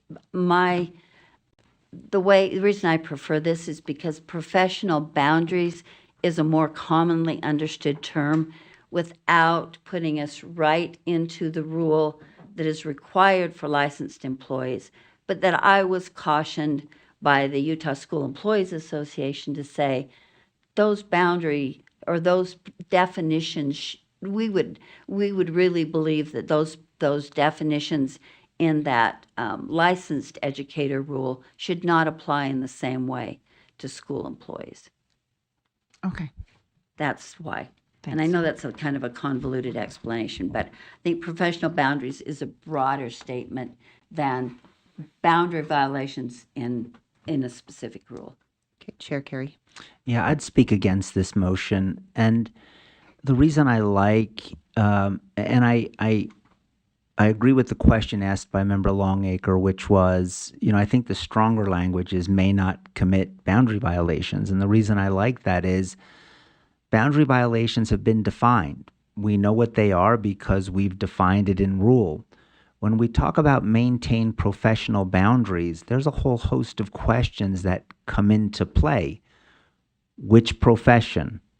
Which professional? Which boundaries? Because that's very amorphous. And because of that, again, I think that it just allows more impermissible conduct that we are trying to protect our students from. So I would speak against this. I am in favor of the change that may not commit boundary violations, again, because those have been defined. And I'm okay saying that. Why is it any difference for a coach who has an educator license and a coach who doesn't? One, we're going to say, don't commit these specific boundary violations. And the other one, well, what does the profession think of this? Well, how do we know? They're both coaching. They're the same students. Why shouldn't they be held to the same standard? So I would oppose this motion. Can I respond to that just briefly? Go ahead, Member Lear. Thank you. You've given a parallel example. I don't disagree with your example. Where I think it is not an appropriate example is the coach that interacts frequently with students compared to the 15-year-old sweeper, or the assistant bus mechanic who's also a school employee. And I think giving a broader range of opportunities for those individuals is appropriate, rather than coming back to the very term of art that's used for licensed employees. So that's my concern. I don't want to unduly restrain part-time employees that are younger and in a small town are probably dating some of the girls and or girls dating some of the boys that are these part-time employees. And I think we're unduly restraining them by tying them to licensed employees standards. I'm curious to know if you would still have the same, if we had, instead of just inserting shall maintain professional boundaries, if it said may not commit boundary violations and shall maintain professional boundaries.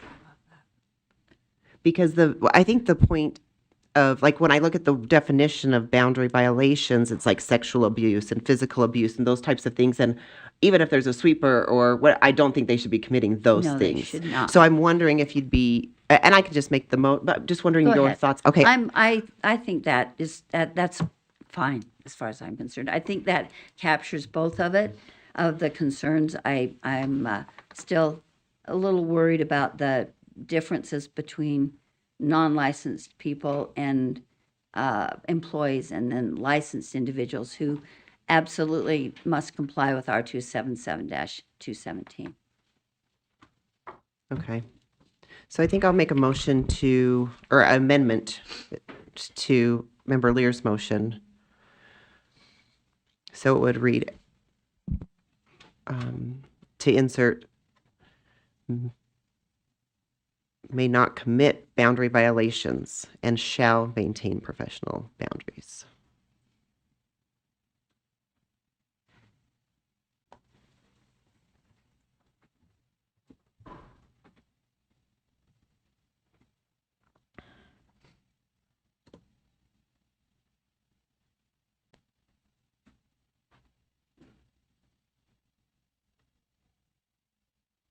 Okay. So any discussion to this amendment to the amendment? Okay, all those in favor? Aye. Aye. Any opposed? Okay, that passes unanimously. So we'll go back to the Member Lear's underlying motion. Let's hope my computer's not choosing to load right now. I'll let you borrow mine if it does. Okay. I'm trying to decide if I should shut it down and turn it. What do you do? You Tech, can get out of the tech document savvy and go back people. in maybe. That'd be, that'd Sure, be let's great. go ahead and take a 5-minute break. And so it's, why is it not loading? Does it hate me? No, it's just Matt. Let's just give it a little break. We're gonna restart it. I was hoping, I know, it did. Along with its owner. I know, right? So I'm associating that with, mind your manners, do not be rude. You see what I'm saying? But I don't understand when says, well, if we say this. Yeah, it's in Civic Clerk. I'm gonna go get can we let it sit for a second and I'll be right back? Yeah. I just need a drink. Yes. It'll do just fine. It won't do fine without its owner. No, it will be fine. That's It a doesn't need violation. babysitting. Why? Because they're an employee and they're not supposed to have any relations with the students. But if it's another employee, it's employee, I get what you're saying. Still a student. That's why I think she's concerned about that. Okay. But I think with the way that we're doing this and maintaining professional boundaries, I feel more comfortable because then we can have a little bit of leeway. Say if you're a 15-year-old, take that into context. Does that make sense? But those defining the boundary violations, like that list of definitions, sexual abuse, physical, yeah, that shouldn't happen no matter how old you are. Does that make sense? That's why I better. No, I like being in this, like Carol's, like, let's go through them. I like this. This is the process that we do. Because we have been putting it off and we haven't, this is the past 5 months that we should have. Yes, but here's the thing.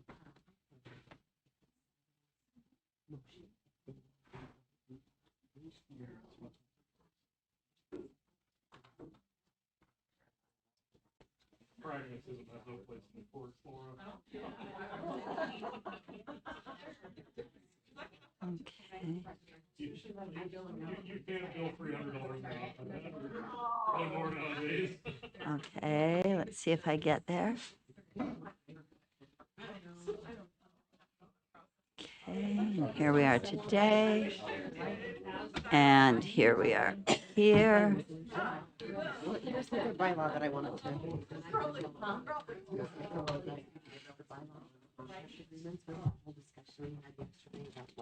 Okay, let's see.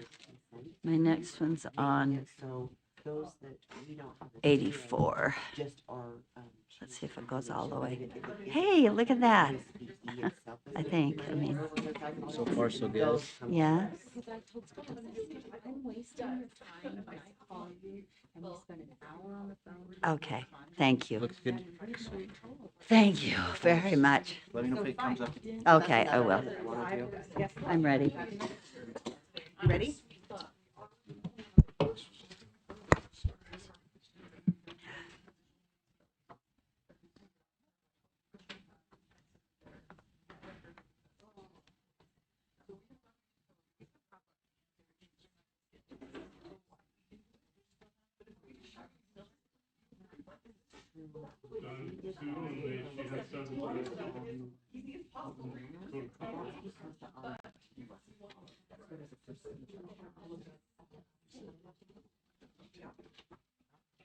And if either of you have amendments, please feel free to. I don't, but when you say something, I'm like, okay, so I like this process. If I don't mind, breaking up my voice constantly talking. so- I got nothing. Okay. And I have a list too. We can just, but you're on a roll. You might as well go, and then I can. But if you want to break it up, I'm fine about I that. think we're ready whenever everybody's ready. I'm ready. You ready? Okay, you guys get your snack, and then we'll. I'm good, thank you. It was lovely to get a drink, but thank you.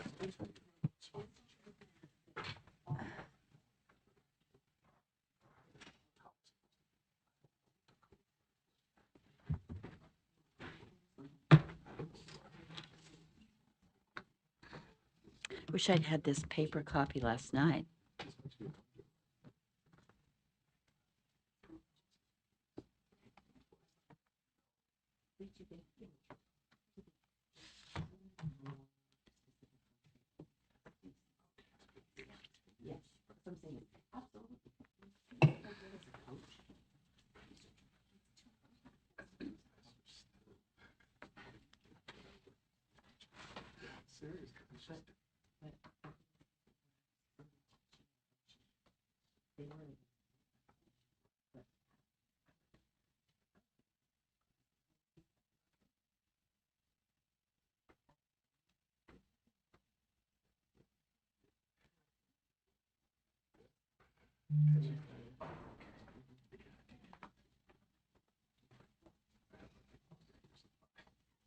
Yeah, I just got it.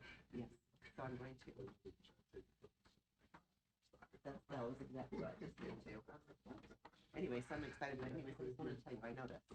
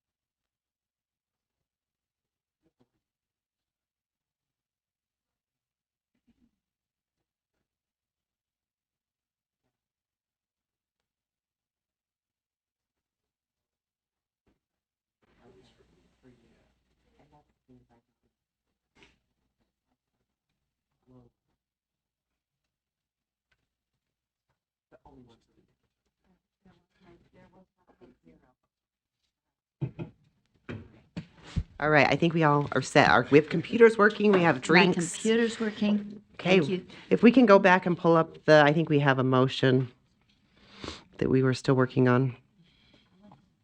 Oh, were we back on that last one? Yes. So we still need to, we're still on Member Lear's motion that was amended.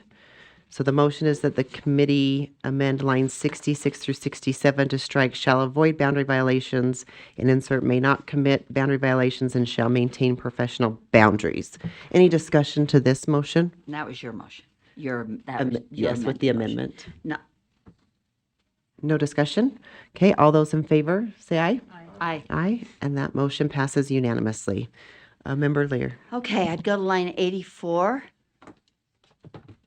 where again, we have a similar problem you'll recognize. Shall avoid the use of alcohol and illegal drugs.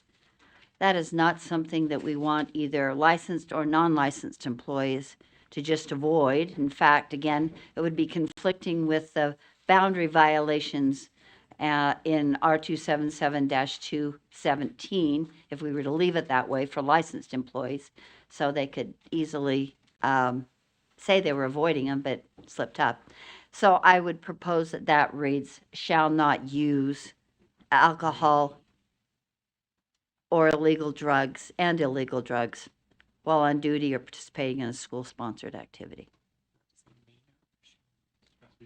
Whatever you would prefer, may not use. I know that there's a technicality between may and shall.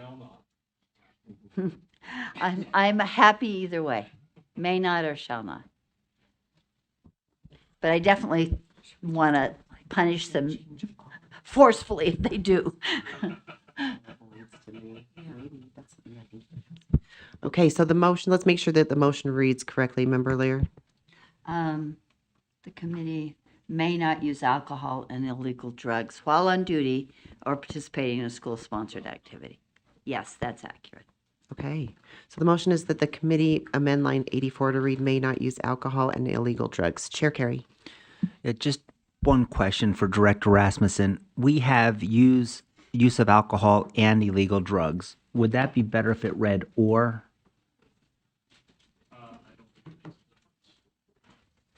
I wrestled with the same thought. If it doesn't make a difference, we can either make it part of this motion or I can make a separate one, but I would like to change and to or. Is that a friendly?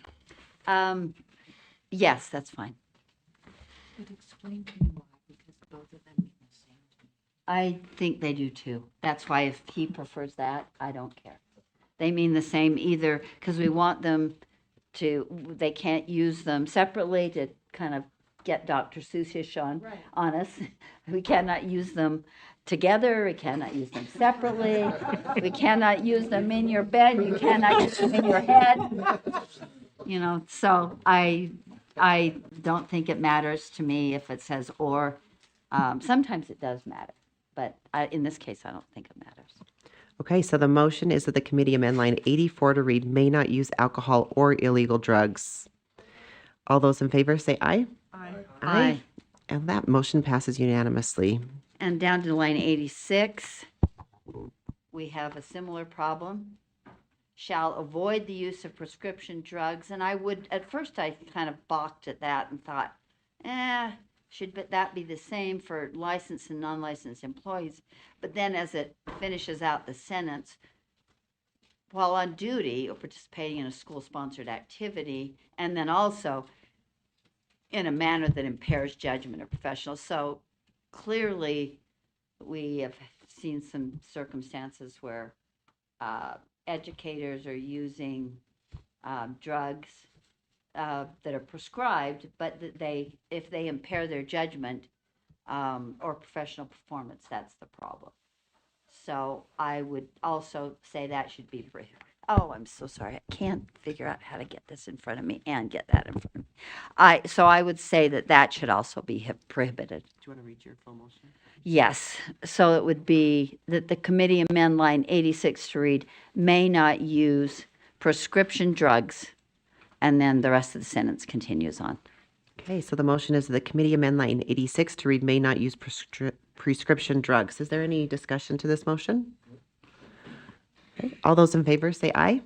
Aye. Aye. All right, that motion passes unanimously. I'm actually going to jump in here, if I may. Sure. Going to, as we're looking at the word avoid, I'm curious to know, back on line 70, and maybe the use is appropriate in this case, just as we're looking to try to be a little bit consistent, I know that we did already change the word conduct to conduct. So to change it to may not, I'm curious to know your thoughts on that line. I actually wrestled with that a little bit too, because, and it does say while on school property or while acting within the scope of employment. If you go back and look at school conduct, the definition, and I could go either way on this. The definition of school conduct is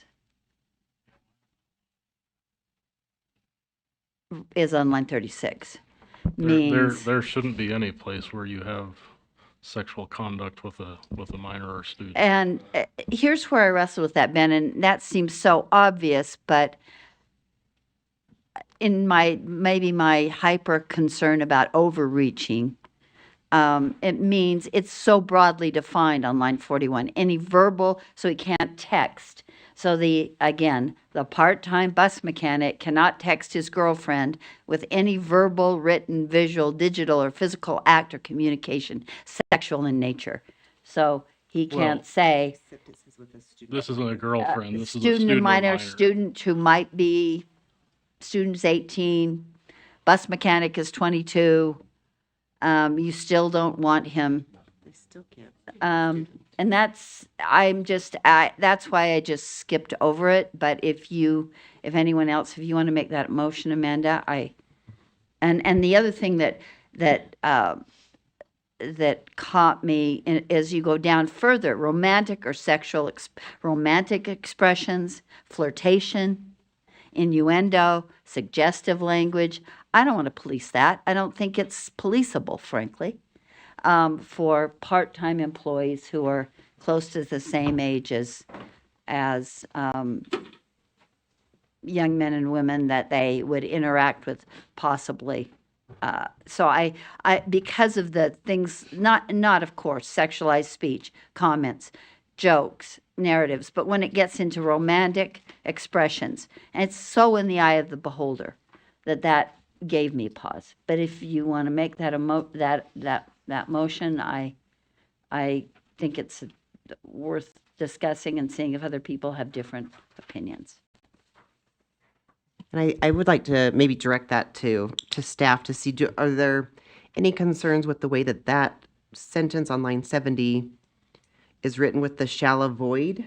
Is there any concerns, or is that the best way to say it? I mean, I would say may not engage in sexual conduct with the student or minor, period, personally. Okay.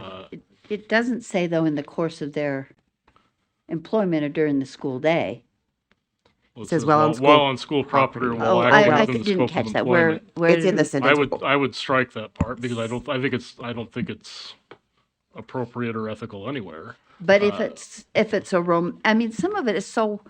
Maybe I'm. We're talking with minors, though. I mean, Right, or a student, but romantic flirtation, if it's not during their school, if it's not during the school time or during their employment. And I think where I agree with Member Lear is if you have two 15-year-old sweepers. That's because this encompasses all employees. And so because it does say that, and I agree that any other employee that's not a student, right, then they should not be having any kind of sexual conduct with them.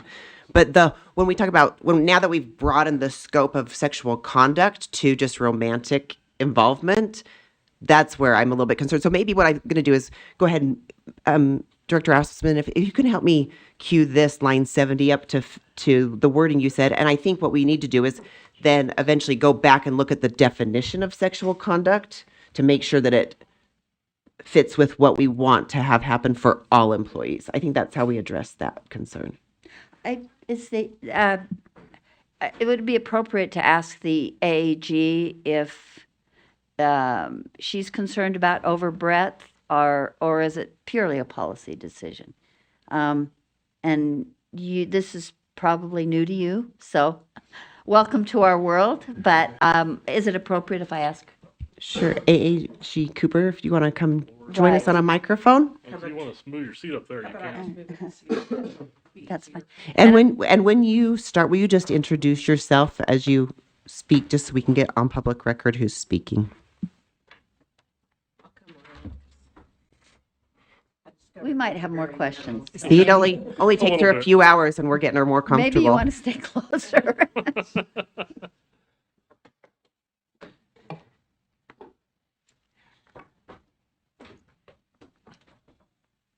And I need to push the button, right? Yeah. Yes, and the difference in committee is when you push the button, it goes on automatically.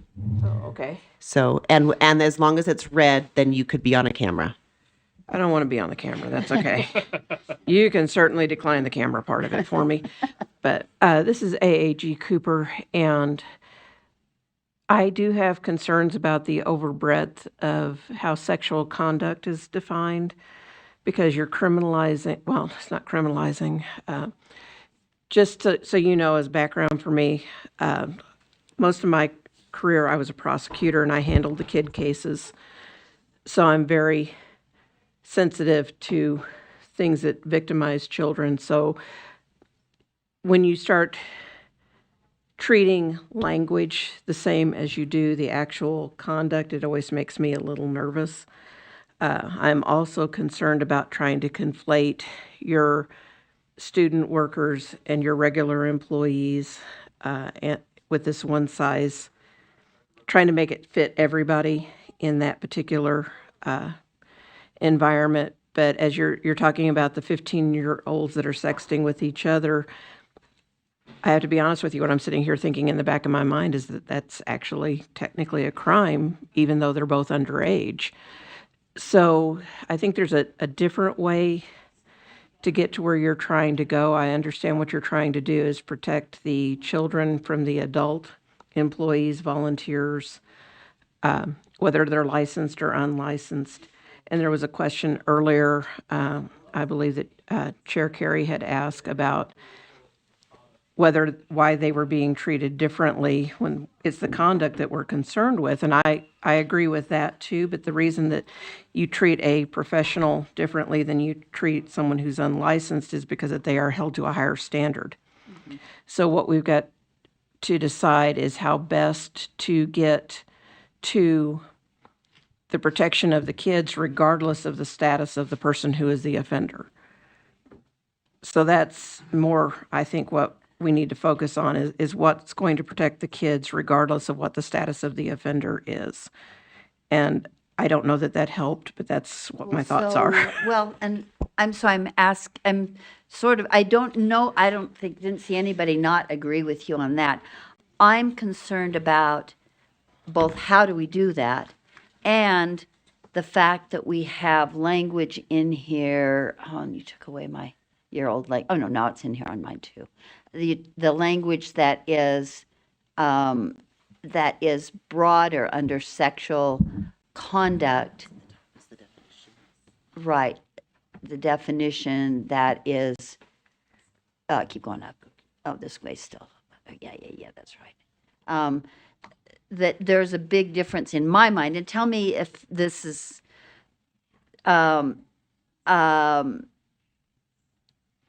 sexual in nature sounds more sexual, as it should.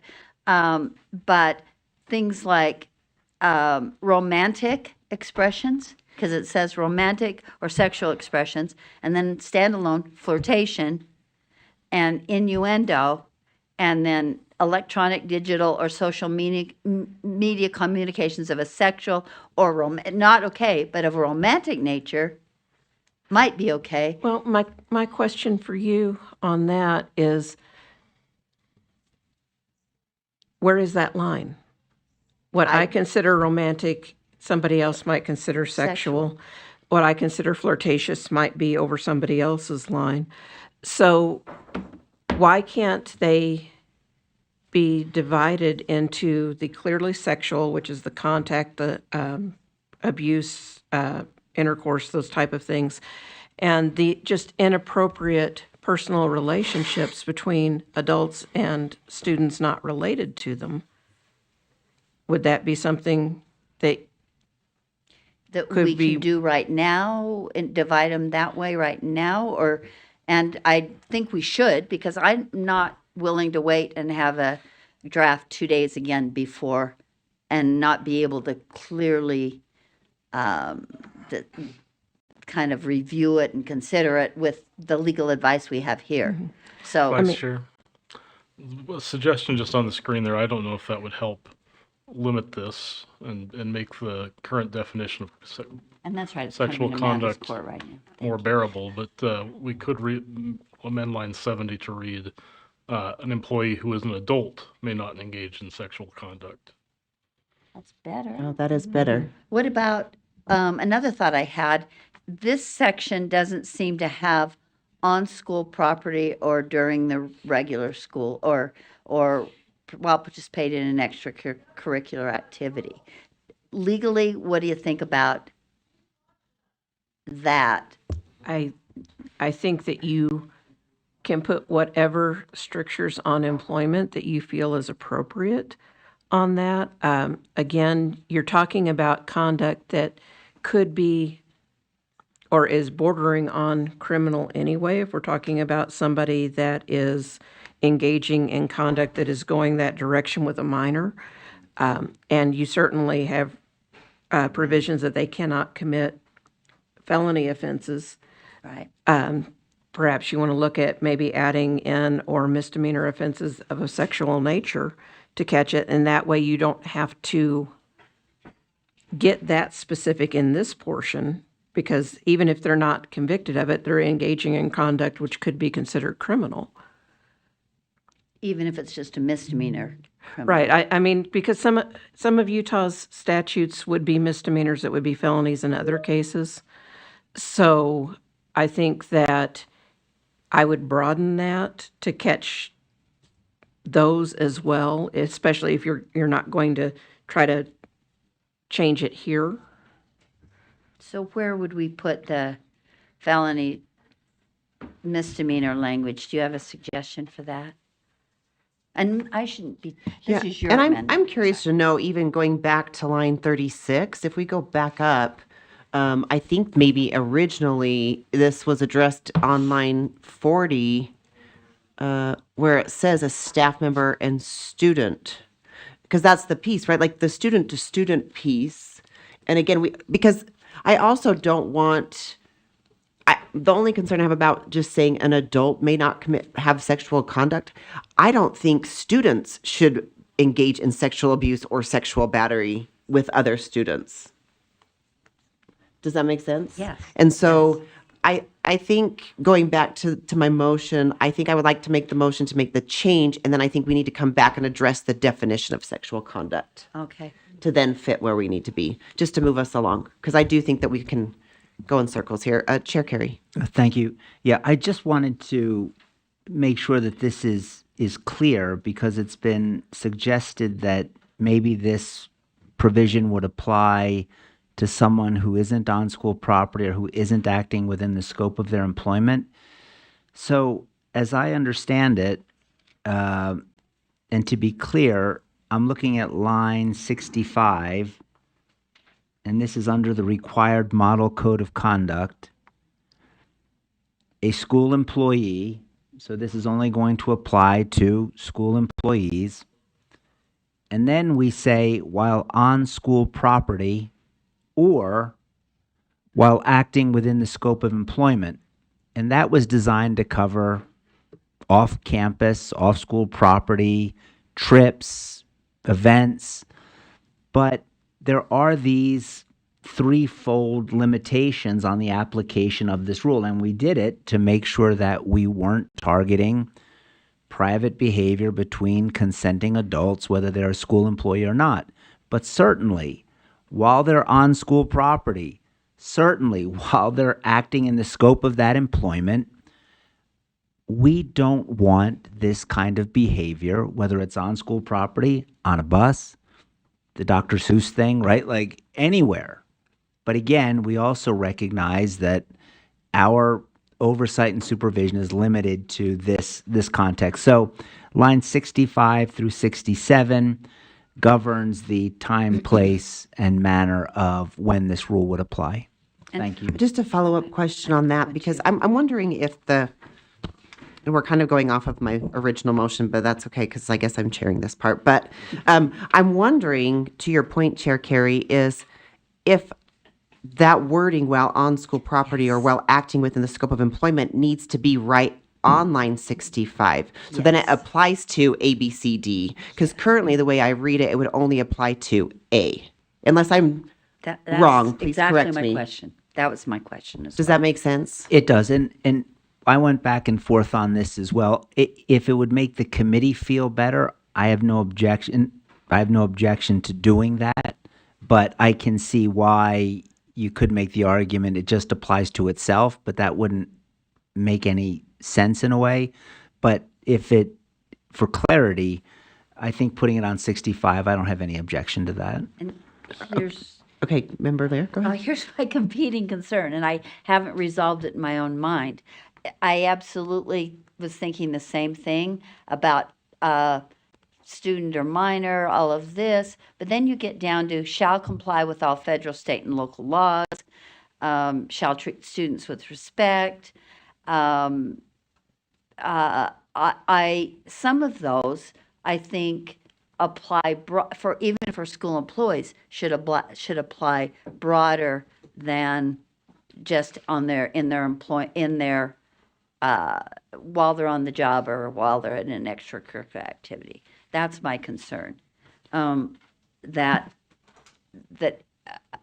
and so that's, I don't know exactly how to square that.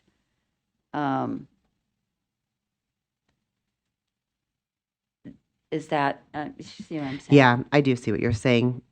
Okay, well, let's Shall just, report suspected child abuse. Is that only while they're on the job at an extracurricular activity? And that's the way it would read if you modify school employee that way. right, okay. If I could, Yeah, go ahead. that wouldn't apply that way because we do reference the code there as well, that this duty is directed by code, and that code directs any time, any place. You would have that responsibility. For just that particular element. Sure, and that was what you raised. It's one of the ones I raised, but you still don't have, for instance, shall treat students with respect. That would apply only while he's on school property or she's on school property or at an extracurricular event. Yes, AAG Cooper. I just had a question, and I apologize if I'm speaking out of turn, but as I understand it, this is a model code of conduct, correct? Right. So this is the code of conduct that you want your LEAs to look and to modify to work to fit their specific situations and scenarios. So this is your floor, and then they can make things more restricted. They just can't go beneath that. So having this be fairly broad is not necessarily a problem, because then they can tweak and they can make it fit their situation better than one size fits everybody. But they can't make it less broad. Correct. No, they can actually make it tighter than what you are doing.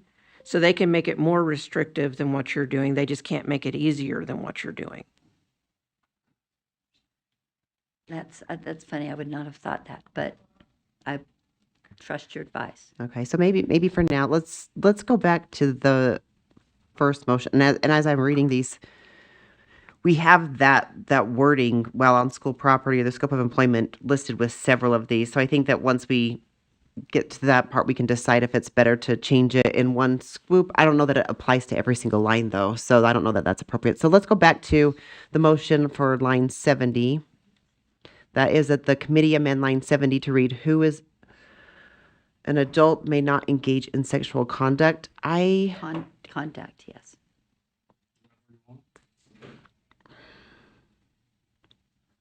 I don't want to do who is an adult because I don't want students engaging in sexual conduct, to Chair Carey's point.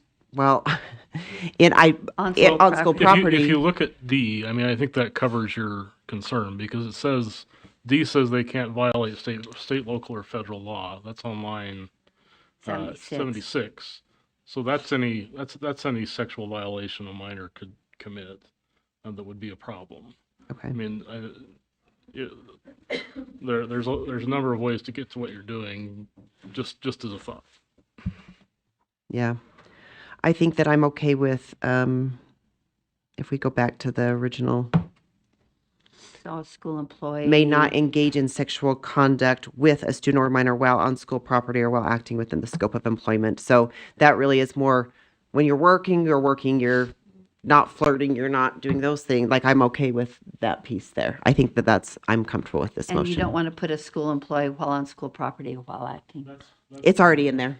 No, I meant following a school employee on line 65. I'm going to hold off on that for just a minute as we go through each of these lines, because I don't know that it applies. If we go down to like where it's like on letter M, I don't know that it would be appropriate for some of them. I agree. So- That's what I wrestled with Yeah. myself. So the motion is that the committee amend line 70 to read may not engage in sexual conduct. Any further discussion? All those in favor? Aye. That passes unanimously. Okay, Member Lear, go back to you. Okay. Let's see, I did both of those. Shall not use. Did we do the prescription drugs? We did that, right? And line 197 is my next. Moving quickly along. Up to 190. Yeah, I know. Don't point that out. 197. Yes, we left out on. On its website on line 197. That was a minor change. Okay. And then the next one, line 241.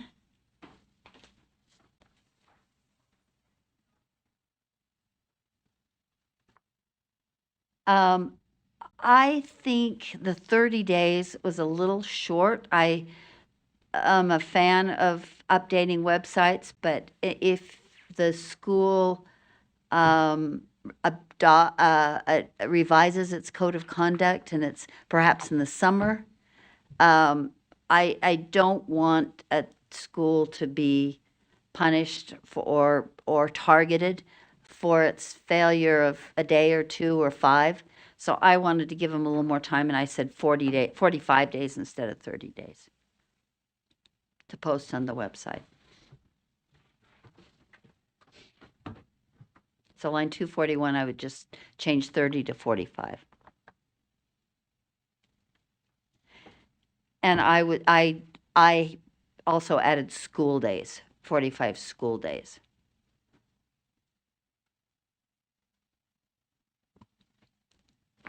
Okay, does that reflect your correct motion?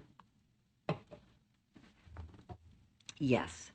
Okay, Thank you. so the motion is that the committee amend lines 241 to replace 30 days with 45 school days. Any discussion to that motion? Chair Carey? Just a point of information, but when we say school days, does that mean days that school is in session? Or Yes.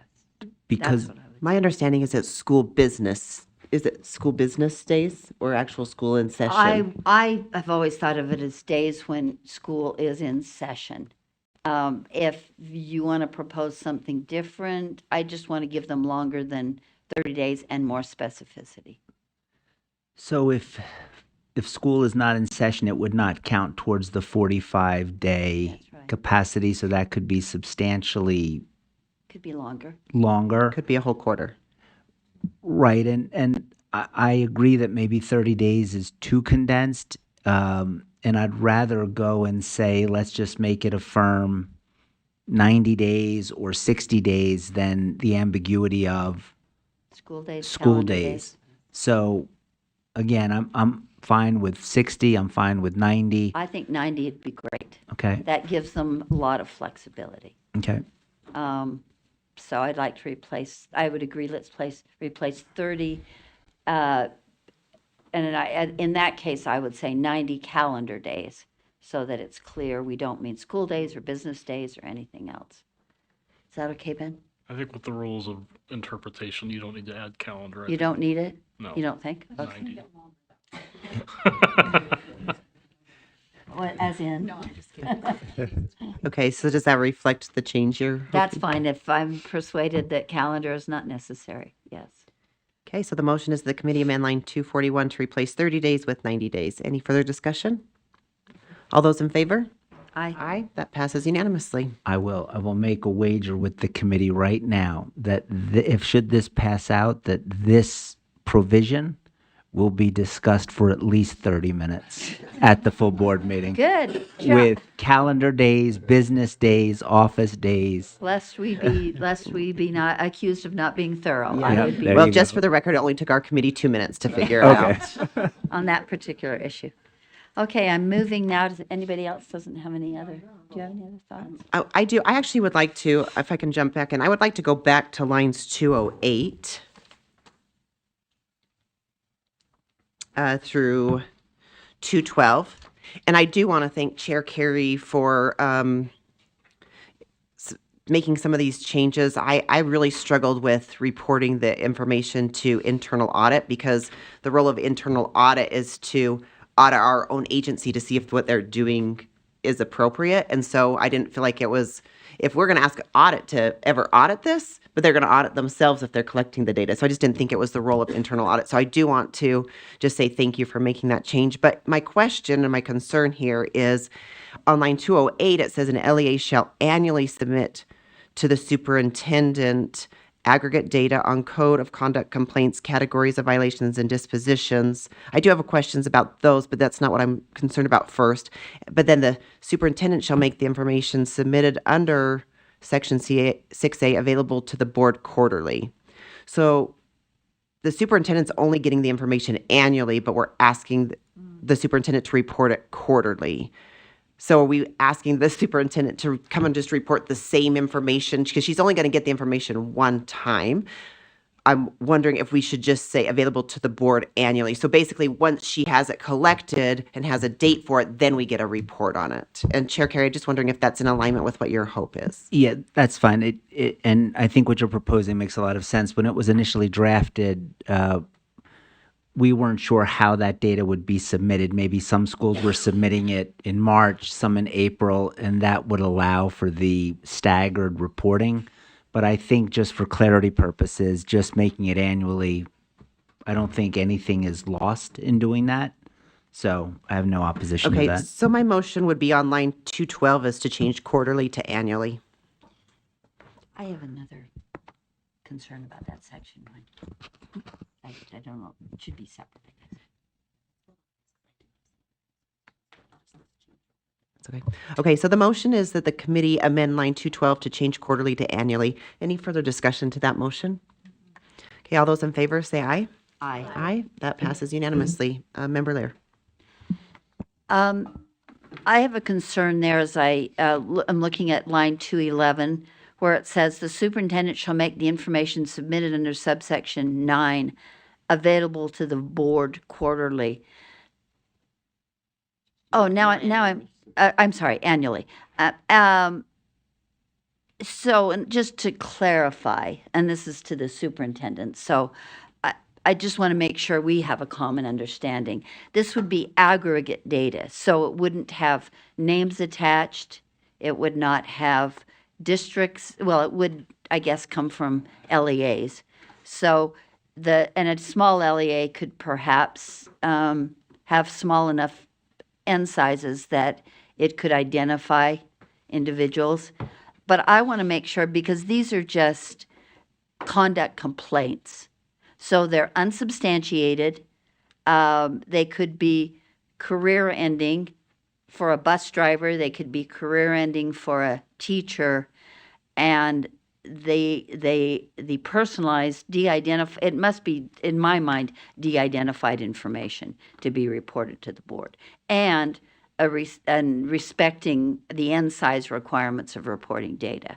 So I just want to make sure we all have that common understanding, and when we discuss that with the board, should it be discussed with the board, that we would all be clear, the board members receive this, but it will not, and again, so we may not get information on Tintic School District or Wayne School District, or maybe half the charters, because the N size would identify the individuals.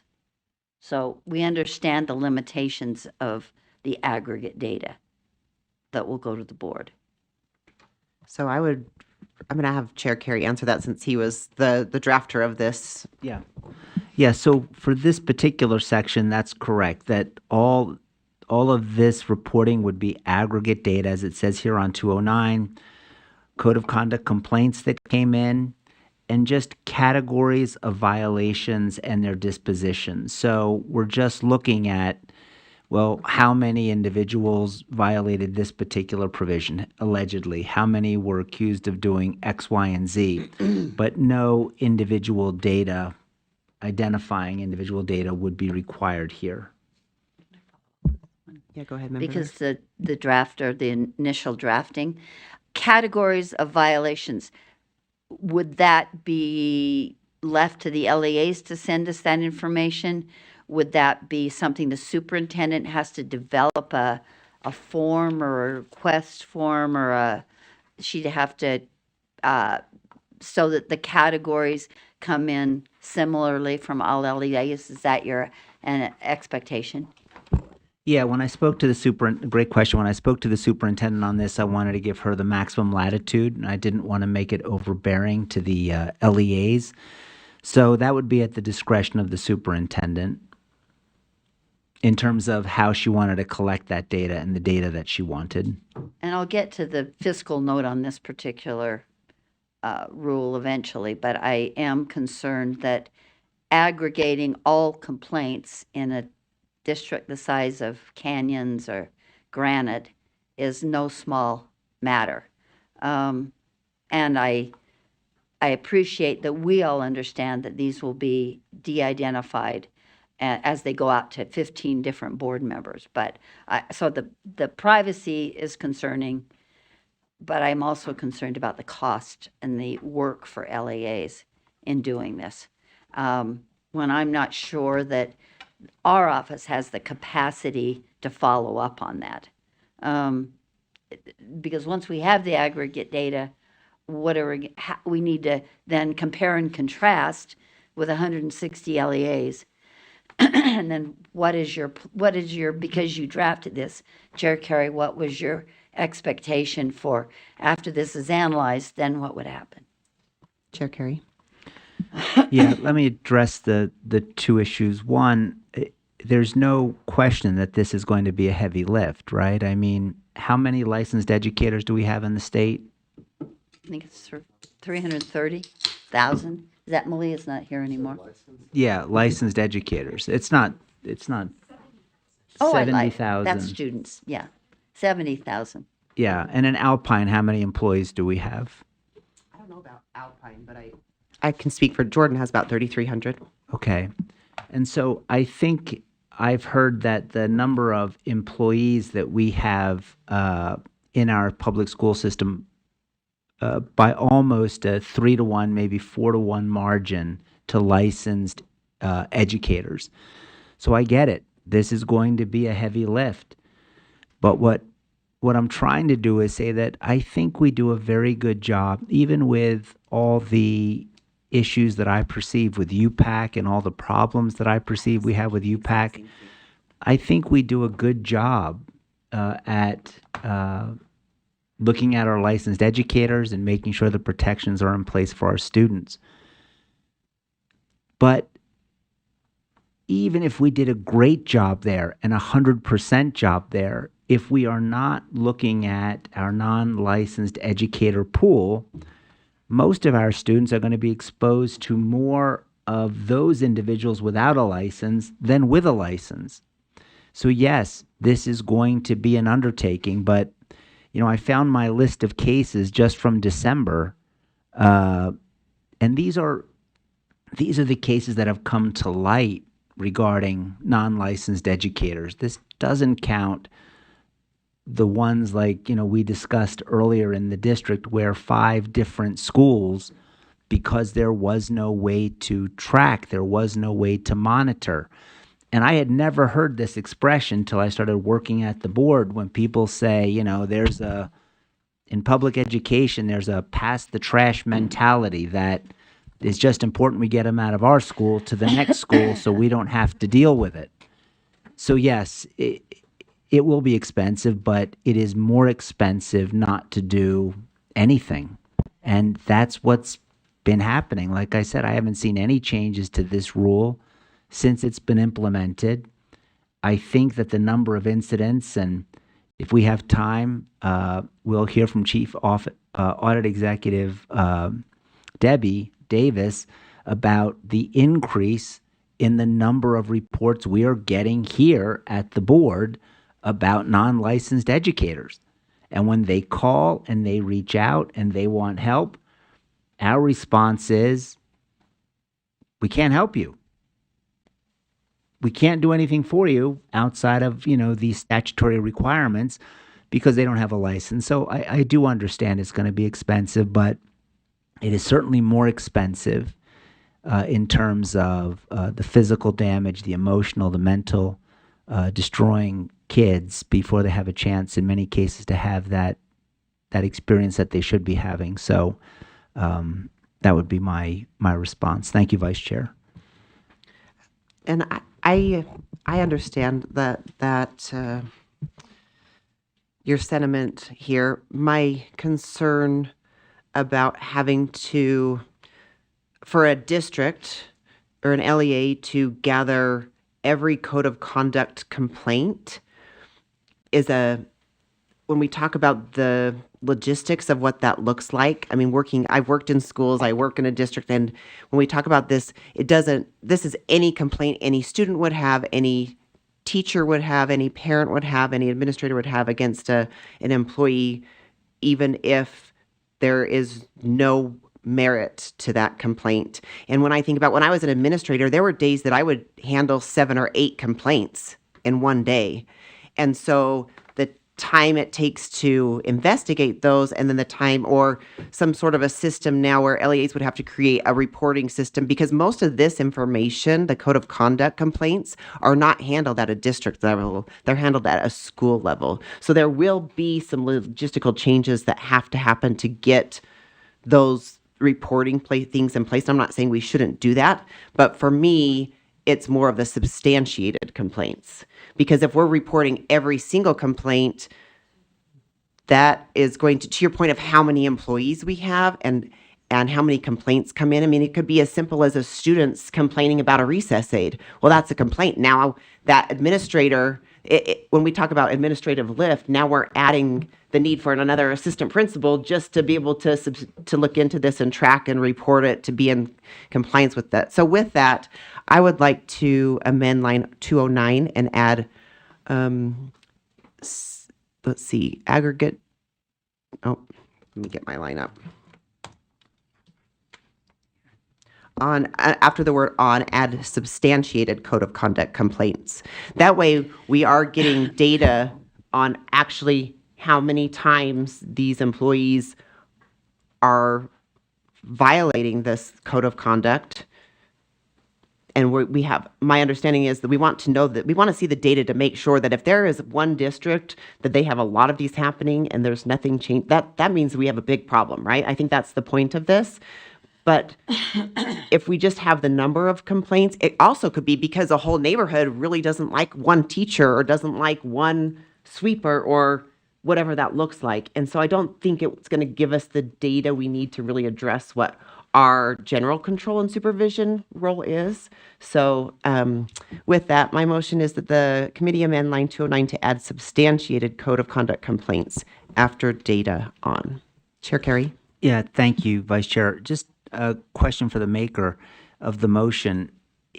It's my understanding that this process, in a way, even though it may be deformalized in our schools, is already taking place. This rule obviously isn't creating the right to file a complaint, a right to talk about any individual in the school. That's already happening. And I would hope what's already happening is that schools are responding to those concerns and those complaints. So those processes are already, I hope, in place. The one piece that we are adding to this is the reporting, right? But everything else, it's there. And if it's not there, shame on that school, shame on that district. They should be there. So my question is, when we say substantiated, how do you, and I'm not asking for a definition, but in your mind, what does that look like? How do we go from a complaint to substantiated complaint?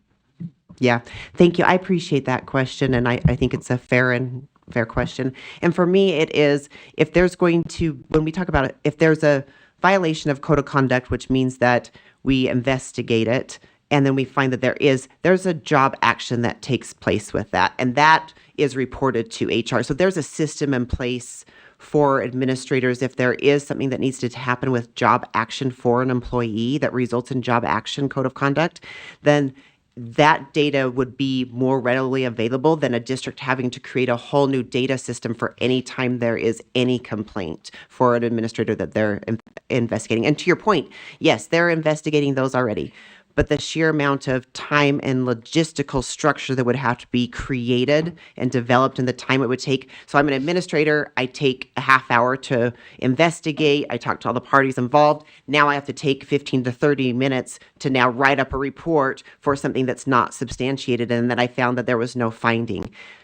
For them to have some sort of a reporting mechanism to back to an HR or whatever department an LEA chooses to be the one that's collecting this data. And so for me, substantiated would mean I'm reporting to HR, I did this investigation, here's a finding, then they'll be able to put that in their data system as, yep, there was a substantiated complaint here. That's how I see it happening. So, Go ahead, Chair. thank you. So just to be clear then, substantiated doesn't equate only with if there was a job action taken, but whether or not the complaint was determined to be valid. That's correct. Okay. If with that understanding, I don't have any objection. My concern was if substantiated meant, there was a letter of warning, a dismissal, separation. But if it's just, no, this concern was valid, again, this is fact-finding. One of the reasons we're doing this, I hope we get to do it, is that it's going to allow us as a board to have better visibility on how big this issue is. Does it warrant licensing for non-employees? Like several states are moving in that direction. When I'm asked, well, why don't we just make sure all these individuals have a license? It's because I don't know if it's necessary. We have anecdotal stories, right? We have those stories that are reported in the news, but I don't want to, if we don't need to develop a licensure system for every employee that this board oversees. I think this gives us data. Like it allows us to see, do we need to do this or not do it? So to the extent that substantiated means, as you've said, I have no objection. We may have to go in and define that, but I have no objection to the proposed amendment. Thank you. Thank you. Member Lear. To that point also, I think, it also helps with the categorization that comes at the end of the line, that the categories of violations would be determined more clearly, more consistently from LEA to LEA if it comes down to something that is substantiated, not just random. What did a principal hear today from parents, from teachers, from students? That you said you had 7 or 8 in one day. I think that you could have a bigger school and you could have 70 or 80 in one day. And that doesn't seem like valuable. It's too much information to be able to be helpful. So I think it also helps with the categorization if we add substantiated. I would agree with you. And similar to like what we have with student behavior, right? If there's a specific thing that there's a finding in behavior, there's a lot of times administrators are investigating behavior, but if it does meet certain thresholds in certain categories, that has to be reported. Yes. So I see it similarly. Yes. It looks like CAE Davis has some insight for us. Go ahead. Yes. Okay. Whoops. So Chief Audit Executive Debbie Davis. So the Internal Audit Department, of course, maintains the public education hotline, and based on action taken by this board, currently R277123 specific to the hotline requires LEAs to report back to the Internal Audit Department about when we make a referral to an LEA about a concern, they have to respond back to us. In responding back to us, one of the things they're required to tell us is, hey, was a concern substantiated? And provide a little bit of narrative about, hey, what happened? What was the disposition? How did you get there? We do not have hard numbers. It's a project I would like to do this summer, but I do know from having looked at many of these LEA responses that there are occasions where LEAs are reporting that concerns are unsubstantiated. However, when you look at the narrative that they provide, some of the allegations are substantiated. So defining substantiated might be a very important point because it's possible, and again, I don't have hard data on this, so this is kind of anecdotally what we're seeing on the hotline, and we really want to dive in and say, like, what is this? How do we make it better? But is it a matter of, well, we think it's a local issue, so we think it's unsubstantiated, like meaning we don't want to report it to the state, so we don't think it's that substantiated. But technically it was substantiated. So I just wanted to provide a little bit of... I was hoping you were going to come and tell us you had a definition for substantiated. I wish. Anyway, it's maybe this or it's maybe that. Debbie, while you're here, can I ask you that in context, when it says code of conduct, complaints, categories of violations, and dispositions, what does this word dispositions in this context mean? You mentioned the word disposition, so I don't know if this word came from you, and if it didn't come from you, I can ask Chair Carey, but... I don't know if it came from, I know I provided some feedback, but it was over 6 months ago, I think, when I did. So I don't know if I said it or not. We do use the word disposition with audit and with the hotline. And essentially what the disposition is what was the result? What was the outcome? I would think with UPAC, right? And a disposition would be, there was a letter of warning. There was a suspension. There was, what is that, final, a few things that are defined. I would say you want to define so that you'd have data specific to each kind of disposition. So that's a type of disposition. You could also have a disposition. It was substantiated. It was unsubstantiated. That's a type of disposition. So they're different. Dismissed could be a disposition. Okay, thank you. Right. And so going back to you, Chair Carey, what was your intent on the dispositions in this context? It was to help us gather the data to see how that matter was resolved at the LEA or school level, just to see, because I think that would also provide circumstantial evidence of the severity of Chief Audit Executive Davis. I'd like to ask questions if permitted to do so by the vice chair. So I saw you trying to sneak out. No. So that's what I meant by disposition, right? Because if there's an allegation, I want to know, are these being taken seriously by the LEA and the school? Are they paying attention to that? Are they dismissing it? Are they ignoring it?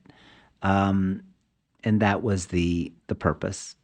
Thank you for that clarification. I do think that we need to work on some definitions then of dispositions and also substantiated. Ben? Director Rasmussen, is that something, as we continue our discussion, is that something you could help us work on as a definition for substantiated? And dispositions. And dispositions. And I don't know if you heard our discussion about disposition. Okay, so that would be, if you can help us work on that, I'm going to go ahead and go, Member Longacre. Yeah, just with the word disposition, I don't know if we necessarily need a definition, just a word change, just say what the outcome was. Because if we have a question, we're not sure what that means, then other people are. I don't think that needs a definition, just a rewording. To outcomes. To outcomes. Okay, so are you, yeah, so you want to make that amendment Sure. after we're actually in the middle of You tell me when I'm up. but okay. And I do think that when we talk about this to Member Lear's point of, we are going to have to define what those categories are. We could also help define, here's some options for outcomes as well. How does that work with the hotline, CA Davis? Do they just get to, is it a fill in the blank of the outcome or the disposition, or do you guys have a check the boxes? So currently on the form, the LE required hotline response form, the board did give us some discretion about what should be reported back. You did require us to get a disposition. So the way the form is currently staged is it says, was it substantiated or not? Essentially, so they do have options. It's like, here, you have these 3 options. What is it? Okay, now provide some detail explaining. Okay, so I think the outcomes would probably be a little different than that, because it'd be like, what job action, right? Like dismissed or whatever. Okay, so we'll have to work on that part. All right, thank you. Any other questions on? I had a this? question Go for, ahead. oh, so did Joe, maybe, for Member Lear, go ahead. for CAE Davis. And this is one of my concerns, and I'm kind of come to this point eventually.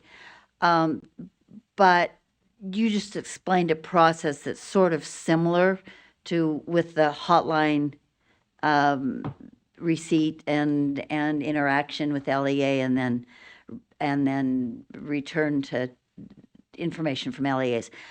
What percentage, and this is, I don't know if it's a question, it's a question about this report and this process that concerns me. What percentage would you say do you get final responses back from LEAs on your concerns, on your interactions? I know is that clear enough to give a ballpark figure? I'll make an attempt and you tell me if this is Okay. what. And I will say every month the board receives the audit committee summary of actions, and we do provide hotline information. We are currently providing the LEA response rate, which means we have referred something to an LEA, they have to respond back. So the categories of they have to respond back is, one of those is no response. And I believe the percentage through May for state fiscal year 2026 is about, it's either 13% or 17%. I think it's 13% of hotlines.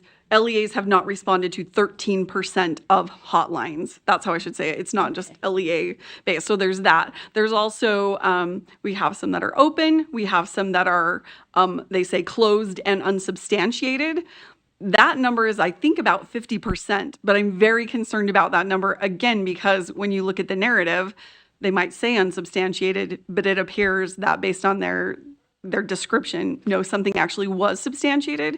So I'm concerned about that number. We also have closed with at least one allegation substantiated, or is it closed partially substantiated? Anyway, there's about 5 different categories. The no response is about 13%. So you have no response, 13%, but unsubstantiated or what was a second term? There's unsubstantiated, there's closed, and I think it's closed partially substantiated or closed fully substantiated or something like that. And so just again, in terms of workload, how many hours does your team spend corresponding back and forth with LEAs on that? Do you want to give us because now we're going to a much, much bigger pool of concerns. So substantiated helps, but can you give me an idea of? What I can tell you is I have one individual on my staff, and his entire job is managing the hotline. That is intake. That is also referring to LEAs. That is handling LEA responses. And that is and talking with LEAs. So that one person does that. I review all of his work, so I'm involved with all of those, and my assistant also provides some assistance, and Kevin John helps maintain our databases. So you have one full FTE and probably at least another quarter between the effort of 3 of the others for the entirety of the hotline and just managing the logistics. Again, we're not investigating, but just managing the data associated with that. I will say, as far as, and hopefully it's okay if I take this privilege to say, as far as reporting the data back, it matters so very much how the data is structured as far as receiving it, collecting it, and reporting on it. At this point, based on what internal audits learned and how we've set up our database, I can turn around and I could go pull those numbers for you very quickly because of how we've structured the data. What becomes burdensome is if you do not have structured data with definitions, with format. So I think one of my staff once said, like, audit, and I will say reporting is as burdensome as your internal control system, and in this case, your data structure is ineffective, insufficient, and inadequate. It is burdensome if you don't have that set up. So, just to follow up briefly, authentically then, if we want authentic information back, it takes a full FTE with, it sounds like 30%, or maybe not that much time, but it sounds like significant 10% of your time, Kevin's time, your assistant's time, to also help manage just the hotline data that you're receiving right now. Is that That's accurate? our full hotline, I don't want to say burden because it's a value Yeah. that the board has decided to provide to the state. But yeah, that's the entirety of it. What's different between the hotline and what you're looking at now is LEAs are managing the intake, the investigation. There wouldn't be an intake, a referral, or whatever. It would be, we just need the data such that we can provide it to the state. So they would have that piece of it. But whether they should already have that or not, they are required under R277-123 to have a policy about how they respond to and resolve hotlines. So I would think this falls right in there with that. It could be companion, so they should be working. There's a policy requirement there already. So that should be happening. But then on the state side, yes, to receive that data, what does it look like? How do we get it? And then how would you report on it? And so just one more final follow-up. So this would create a whole new database similar to what you already have. Is that what you have? Is that what you, because you're familiar with this, I'm asking you, not because I would have you be in charge of it. And clearly, even Chair Carey has agreed that the superintendent will manage this, not you. But it would require a whole new database. We can't use your database for this. I'm certain what we have is just a subset of all the concerns that are out there. There are LEAs that have their own hotlines that are managing that, and we would never see that information. Never even hear from them. Right. We're not managing that. That's not the state's will be a purview. separate database It similar would be to what you separate, have. and there could be some overlap between the data that's in both, but they're kind of separate. Be separate. So Okay, thank you. That's helpful clarification. Okay. Chair Carey. Thank you. CAE Davis, thank you for those very insightful responses. I just have a handful of questions. I know that yesterday, I think it was Superintendent Hart who talked about the increase that we have seen in overall complaints to the hotline. And I don't want to talk about this in that general context, but in terms of complaints regarding non-licensed educators, do we track hotline complaints regarding non-licensed educators through the vice chair? Go ahead, CAE Davis. Sure. So we have several different categories. We call them primary categories, and we assign one to each concern that we receive. Earlier this year, we did add a specific category for non-licensed employees. So we have added that as a category. Prior to that, how we did document some concerns that would not be specific to a licensed educator. We have one that's specific to athletics and coaching, and the majority of those, I won't say all of them, but the majority of those would not be a licensed individuals. We also have a category on safety, and that would be adult, and we have a subset category there that is adult on student, and that captures non-licensed individuals. For a licensed individual, we have specific categories that we call educator misconduct, and that would be if there's a violation or an allegation of a violation of R277-217, we would generally say that's the category. We know there's some work to do there to get better data, but those are some of the efforts in play to start tracking that information more comprehensively. So you said that starting this year, you opened up or launched this new category for non-licensed employees. Is that something you did on your own initiative? Is that something you were directed to do? Why did you open up this category for non-licensed employees?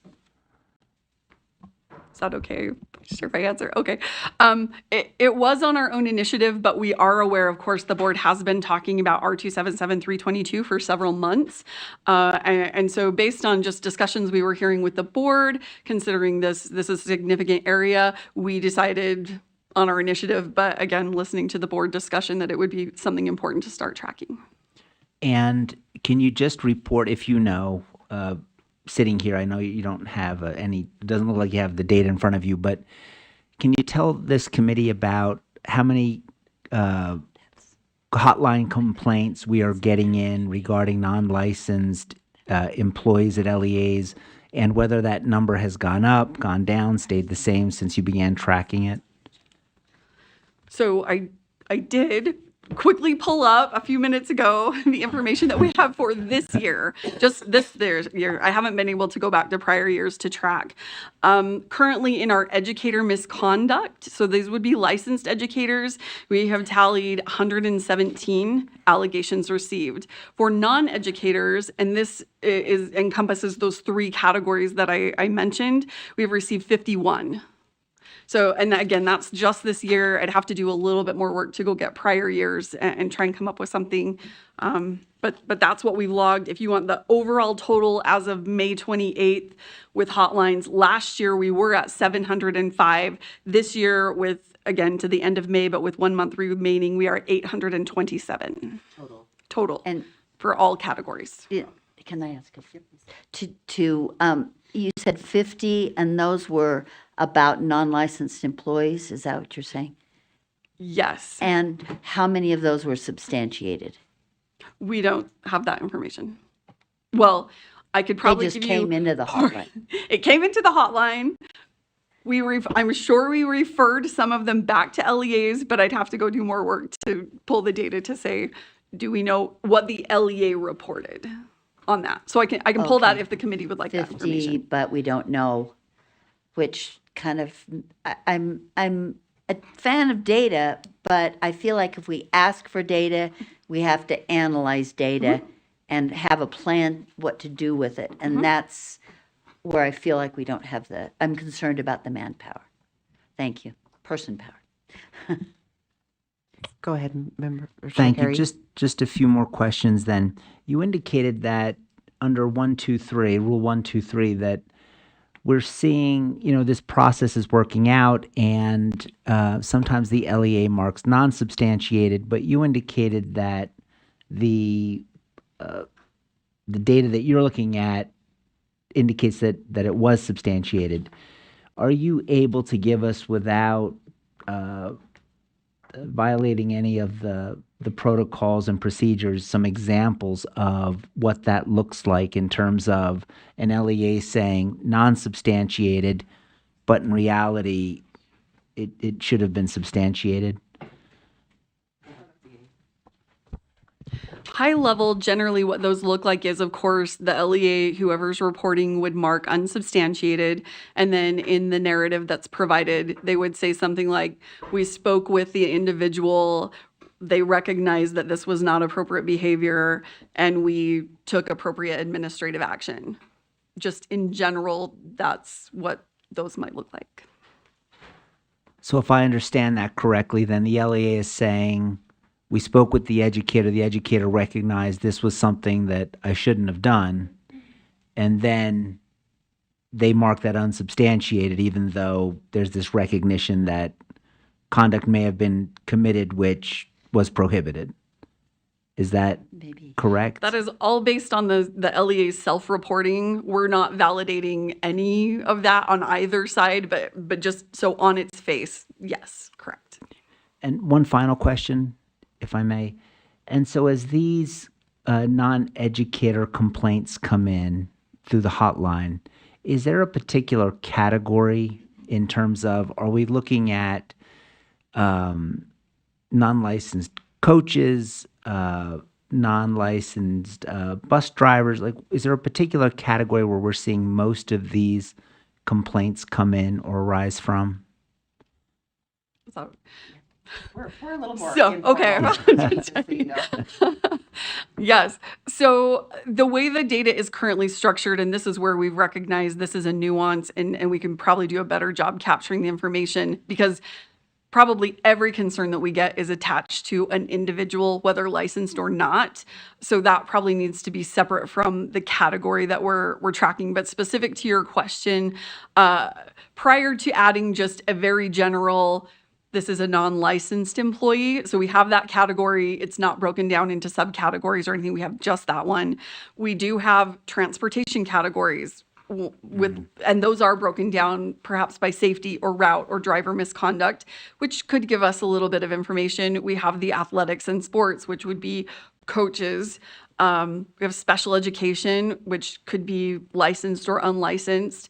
So we do have categories like that. But right now, based on the data, it's hard to give a very specific, oh, these are all the categories of non-licensed. But that's an area we've recognized, okay, we need to work on.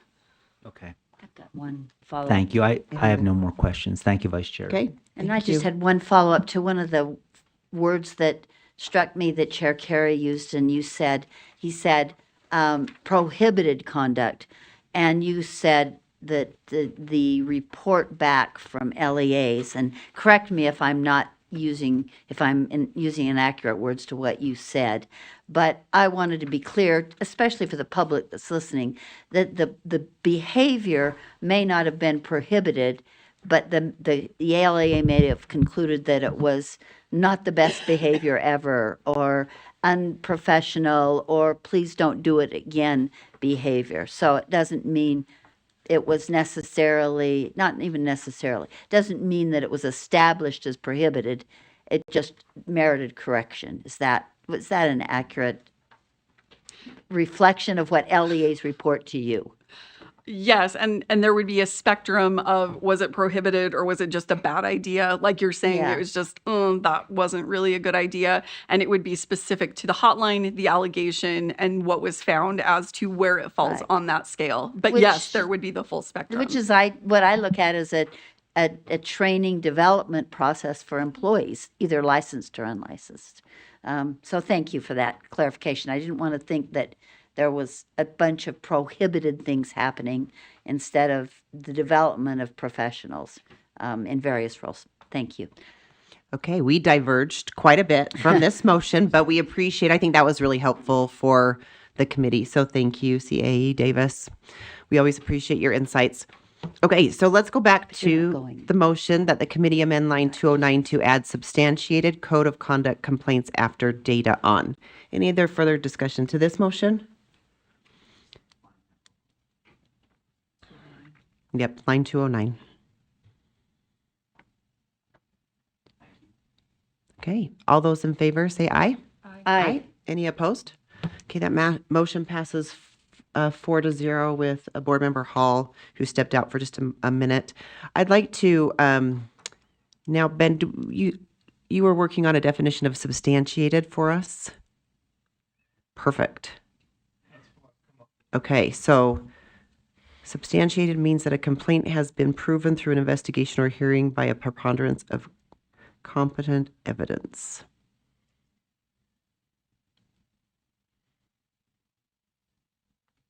Any thoughts, concerns on this definition from the committee? Chair Carey? Vice Chair, not to put CAE Davis back on the hot seat, but I would welcome, because she's already been, I guess, in process with this, I'd like to know her thoughts on this definition and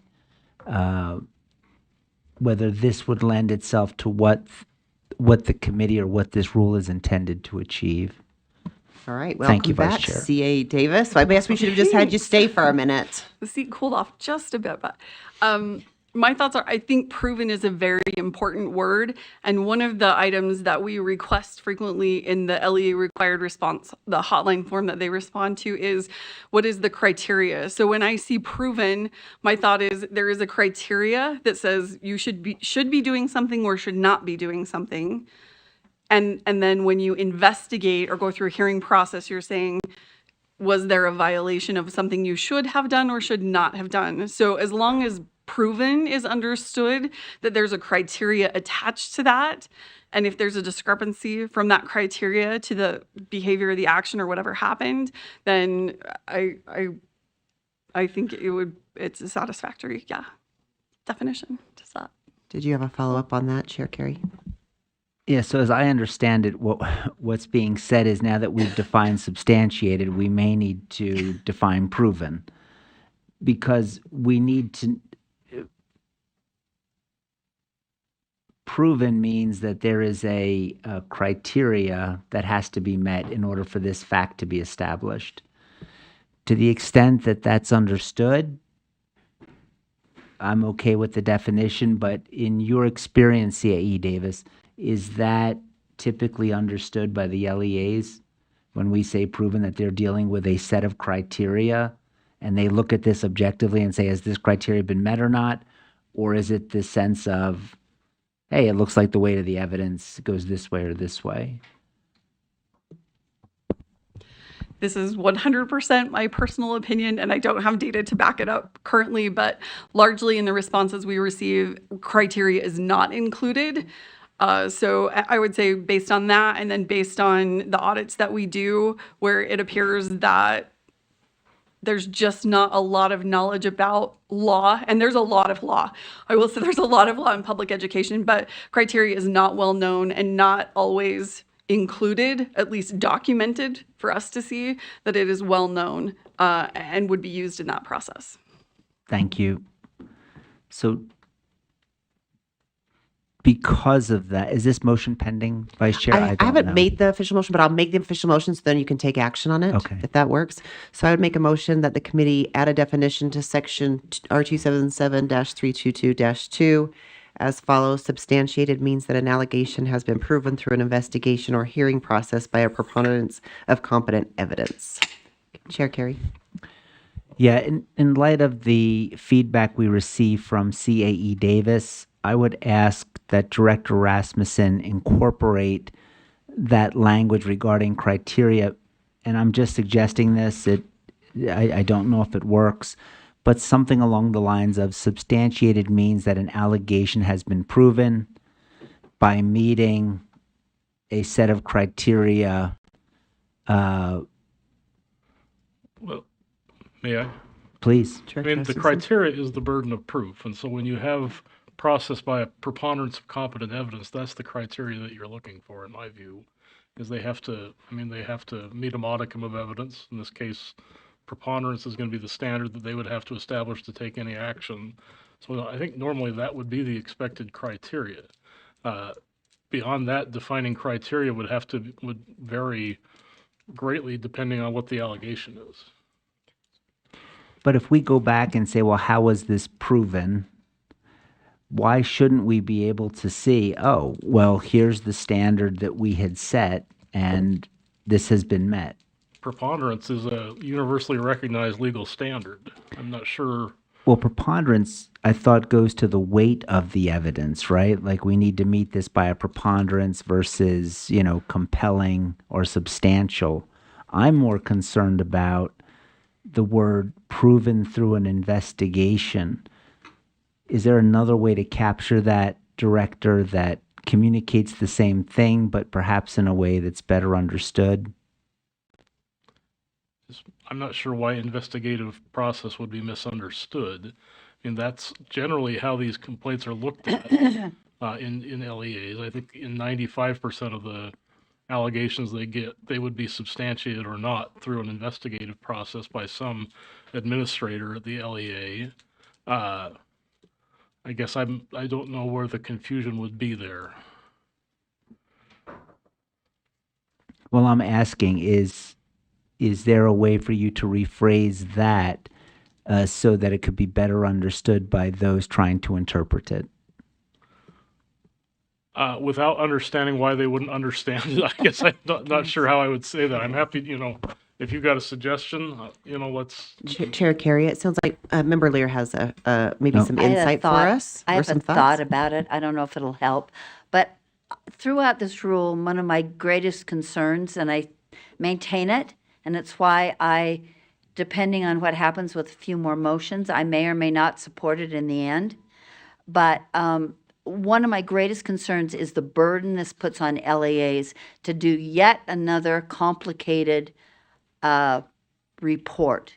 And call it what you want. You can call it a report. You can call it submission of aggregated data. You can call it whatever you want. But it's still a dramatic burden on LEAs that are already underwater. And then someone in this office has to process that.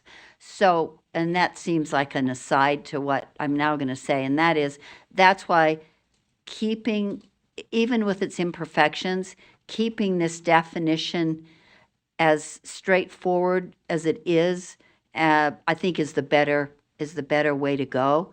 Because if LEAs are now faced with not only submitting what is proven, air quotes, but submitting allegations that are proven, and they have to show criteria, that just increases the burden on LEAs and makes it harder for, I feel like, the board to justify asking for additional information for LEAs. So I think keeping this definition as acknowledging it's not perfect, but keeping it more straightforward, I think helps. So I would prefer not to put criteria in there also. Yeah, Vice Chair, may I? Go ahead. Yeah, I just want to stress this so there's no misunderstanding by the people who are listening. As CAE Davis said, LEAs are already required to gather this information. They're already required to track this information. And even if they weren't, I think most are. I think a good superintendent, certainly great superintendents, I think good principals, certainly great principals, they're already doing this because they care. They're invested. They want to know what's happening in my school. They want to know what's happening in my district. Are there complaints? And just because I was talking to, and I don't think he would mind, I was talking to one of the superintendents in my district, Luke Rasmussen, and we were talking about this rule, and I said, we're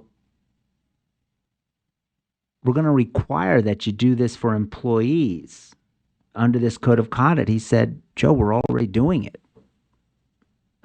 And he says, I think most people are already doing this. So this notion, right, this assertion that this is going to impose a massive burden on LEAs, I just don't see that. But I want to share this because time is running short, and I started this by saying at the beginning I would share it, but the money argument, and I said this yesterday and I mean it, the argument that an LEA's insurance premium is going to go up because of a rule, or there's more time, sometimes that might be at the top of the priority list. But when we're dealing with this subject, it doesn't mean that it's not important, but it means it's not the priority. And all of these stories, again, just came in within the last 6 months. And they're horrible. And I'm sure all the board members sitting here are aware of these stories. But this is why we're doing this rule, because we can't have a non-licensed individual hopping to 5 different schools. The report I read said they were blacklisted by 5 schools in one district.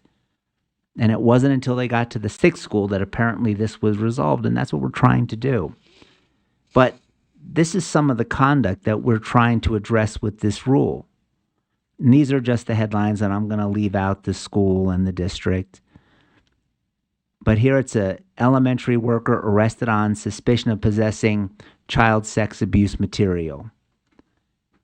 Utah elementary school employee arrested for child rape. School bus driver indicted on federal child pornography charges. Utah school employee took photos of students, created child sex abuse materials. Custodian arrested on rape, sex offense charges. And so, again, I understand that we can't be dismissive of the concern that we're creating work, but they should be doing it. And I think it's because it's not being done. What should be happening now is why we're having this conversation. And again, because an insurance premium may go up, because it may create extra work, I think that the gravity of the circumstances and the issue compel us to move forward and offer greater protections to our students. That's why we're here. This definition, I have concerns with it. I think we're making it much more difficult to identify, and I understand sometimes, the perspective is perhaps, the system takes priority over the students. I look at this as kind of leaning in that direction.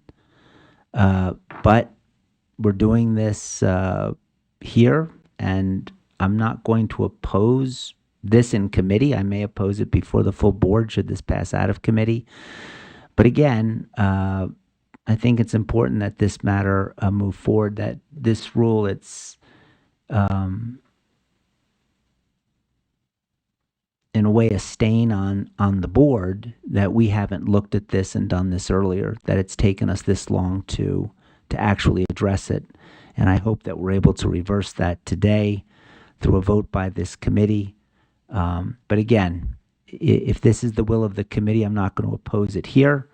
But as I process it and have more time between now and when this matter is heard by the board, that may change. Thank you, Vice Chair. Ready? And any other discussion to this motion? No. Okay. So my motion is that the committee add a definition to section R277-322-2 as follows. Substantiated means that an allegation has been proven through an investigation or hearing process by a preponderance of competent evidence.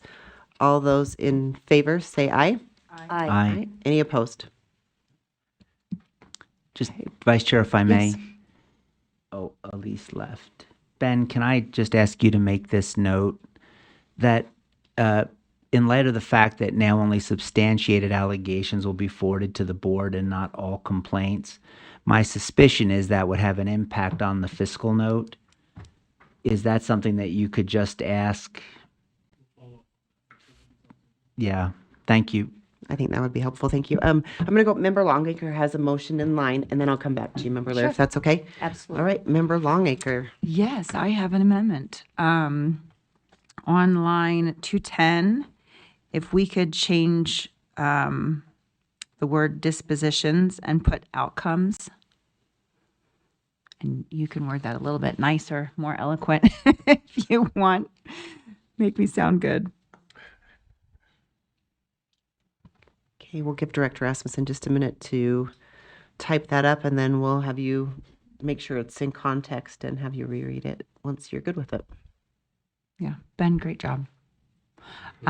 So I make the motion to replace dispositions with outcomes on line 210. Okay, so the motion is that the committee replace dispositions with outcomes on line 210. Is there any discussion to this motion? Okay, all those in favor say aye. Aye. That motion passes unanimously. Did you have any other? Okay. Okay, Member Member Lear. Okay.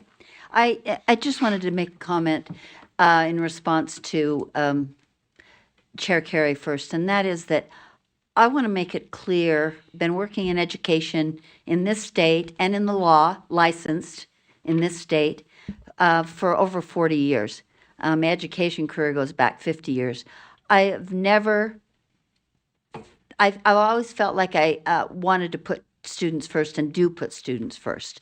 And I think that's someone talked yesterday about assuming goodwill. And I think that's absolutely important. And I want to state publicly that I absolutely believe in putting students first. I've also learned a really important lesson in the last 10 years only being on this board. And that is that sometimes half a loaf is better than no loaf at all. And so I want to do what puts students first and keeps students safe.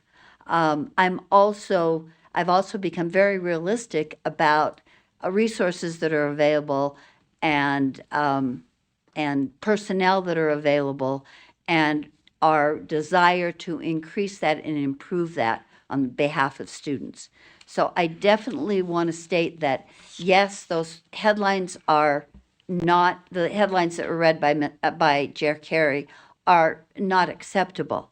On the other hand, I think that making some changes that will help, we hope, is important.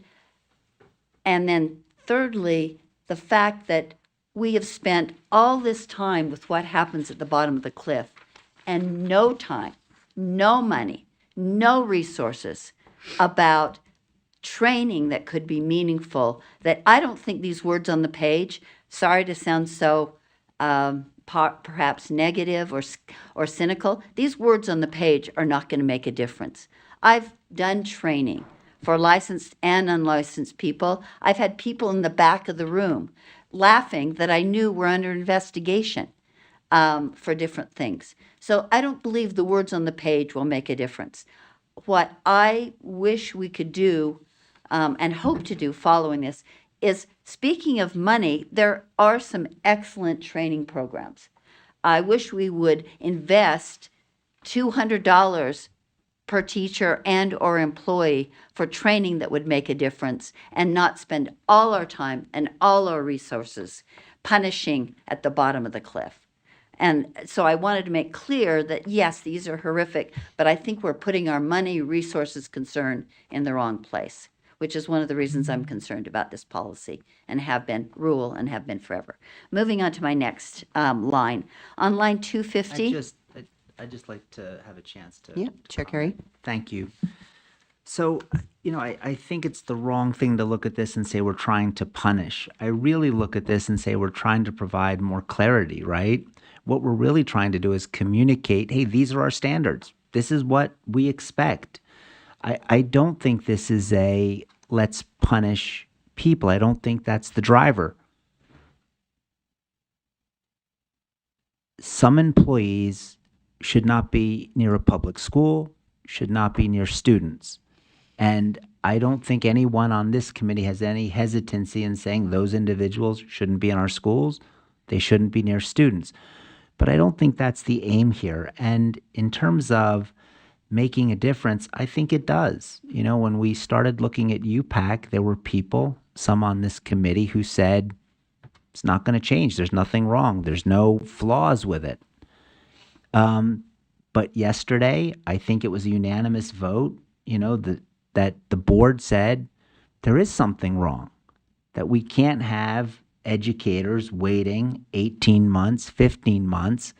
And I was stunned, pleasantly so, that the board voted to reallocate $350,000 to address that issue, that problem.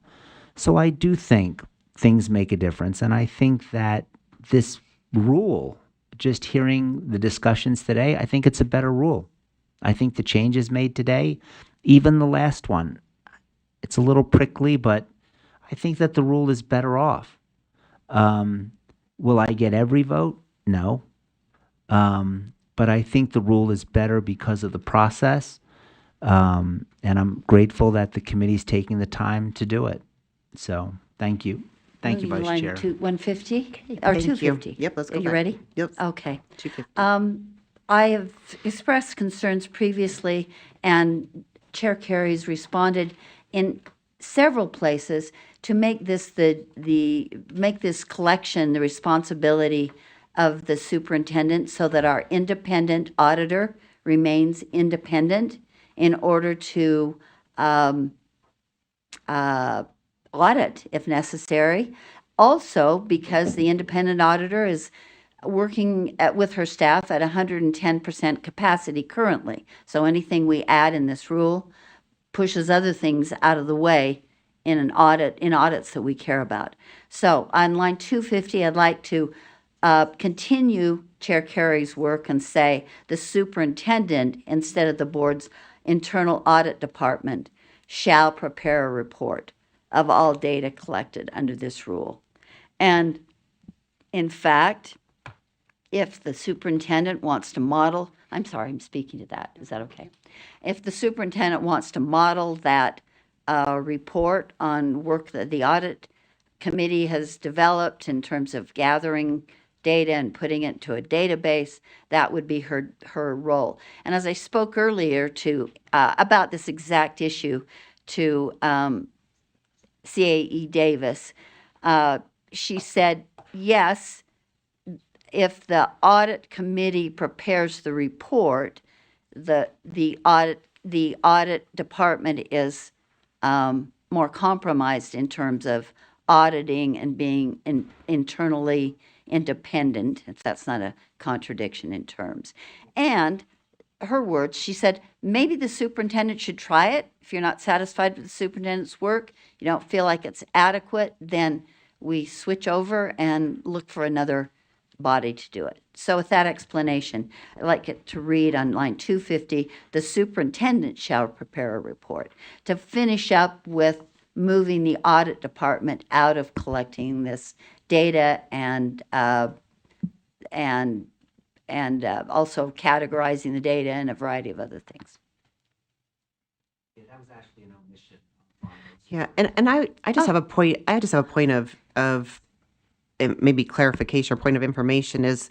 So I wonder if that's redundant of what we've already talked about back, and maybe the wording back on line 212, because remember the data now is being collected from LEAs annually instead of quarterly, and we already have on line 211 that the superintendent will make the information submitted available to the board. I wonder if we need to just take some of this language and combine it with whatever's in line 211, if that makes sense. Because I just think we're being redundant if we're saying that she needs to make the information available, and then at the very end of the rule, now we're saying, and she needs to do a report. Because we've changed the information to annually. So the way I would see this is it would be an annual report. And in fact, I think that's a good point, but it also reminds me of something we should deal with first. So I've already made my plea to a group that is fine about changing this to superintendent. But if we could go back, before I make that motion, if we could go back to the probably the more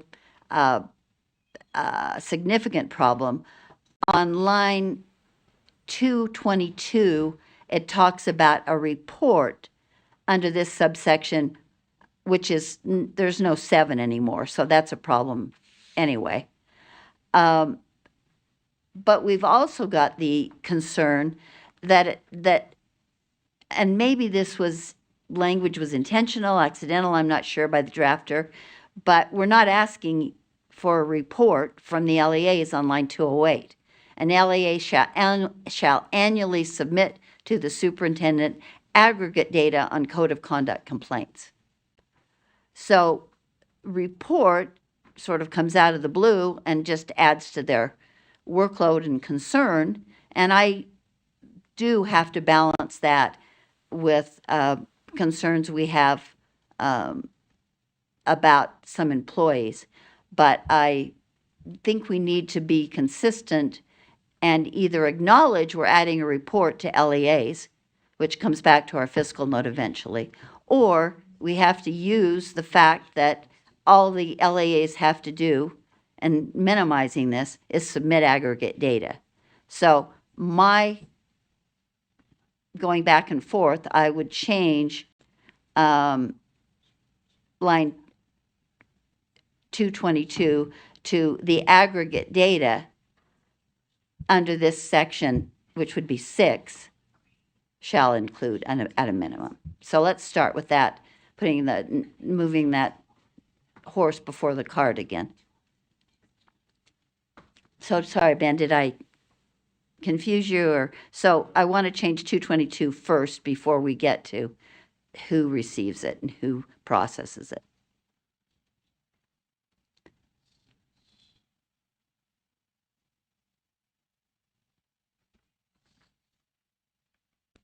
And then I was going to suggest, Amanda, to your point, that we take out 211 and 212 and combine them at the end with or add any pieces of that to the end of where it says the superintendent shall.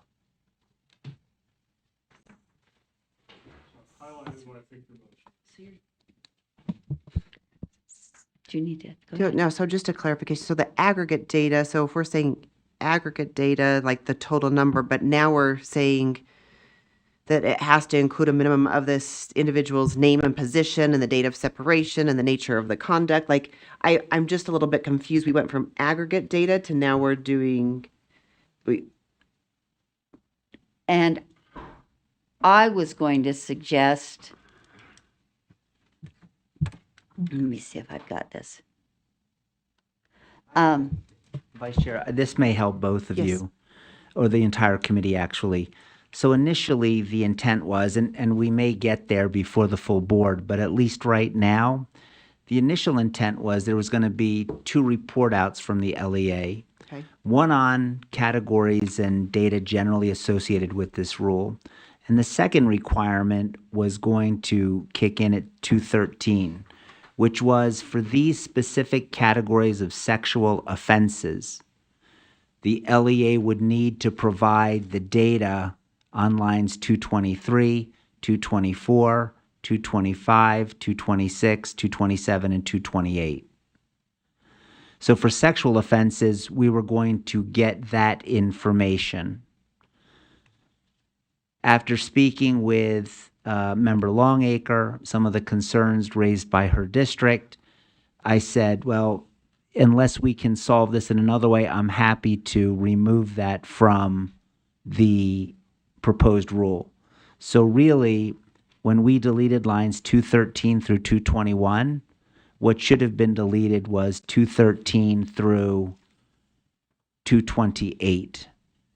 Ah, okay. because And that was something I was going to propose. Thank you. So, So we could just strike, so you're saying we could strike lines 222 through 228? correct. But that may help the understanding that, yes, initially, there was going to be 2 sets of data provided by the LEAs to the board.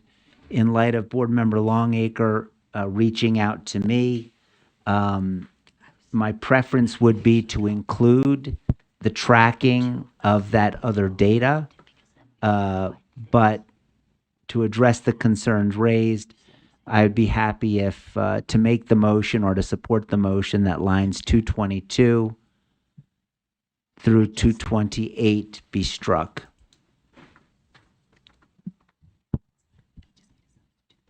Right. Let me make I don't know that if I didn't hear if that was a motion or not, but I would make the motion a substitute motion. Chair Carey, Thank you. did you make an official substitute motion? I said I would be happy to make or Okay. support He the said motion. Hey, our Happy to. staff's just Yeah. getting on top of it to get us to lunch, Yeah. so we're, okay, we They're going to make a appreciate. substitute motion. That's They're right. gonna- Okay, go ahead, So, Member Lear. I'd like to back up a little further and then also, because I'll include the information on 211 and 212 in the superintendent language that we were discussing previously on line 250.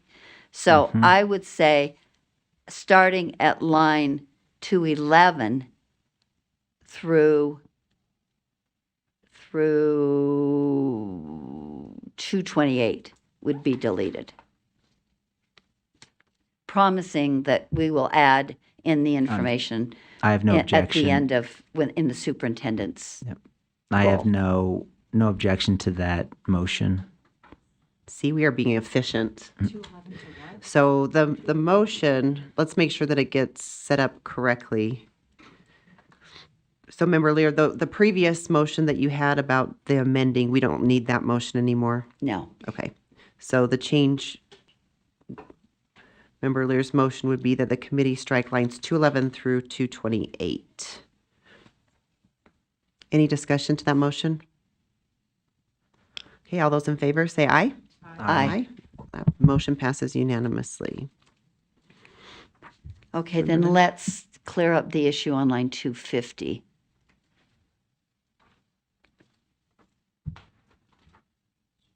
That will now say that the superintendent shall prepare a report of all data collected under this rule. You could just say collect under this rule and shall present the report to the board annually. You could just say Yes, that would be perfect. So you want to say that Oh, louder? yeah, it or is your- was a report of all data collected under this rule and shall present the report to the board annually.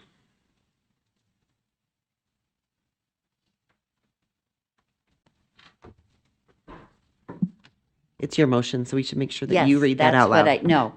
That's what I intended. I wanted to get in the piece of reporting or data collection, but not making another report or something characterized as a report.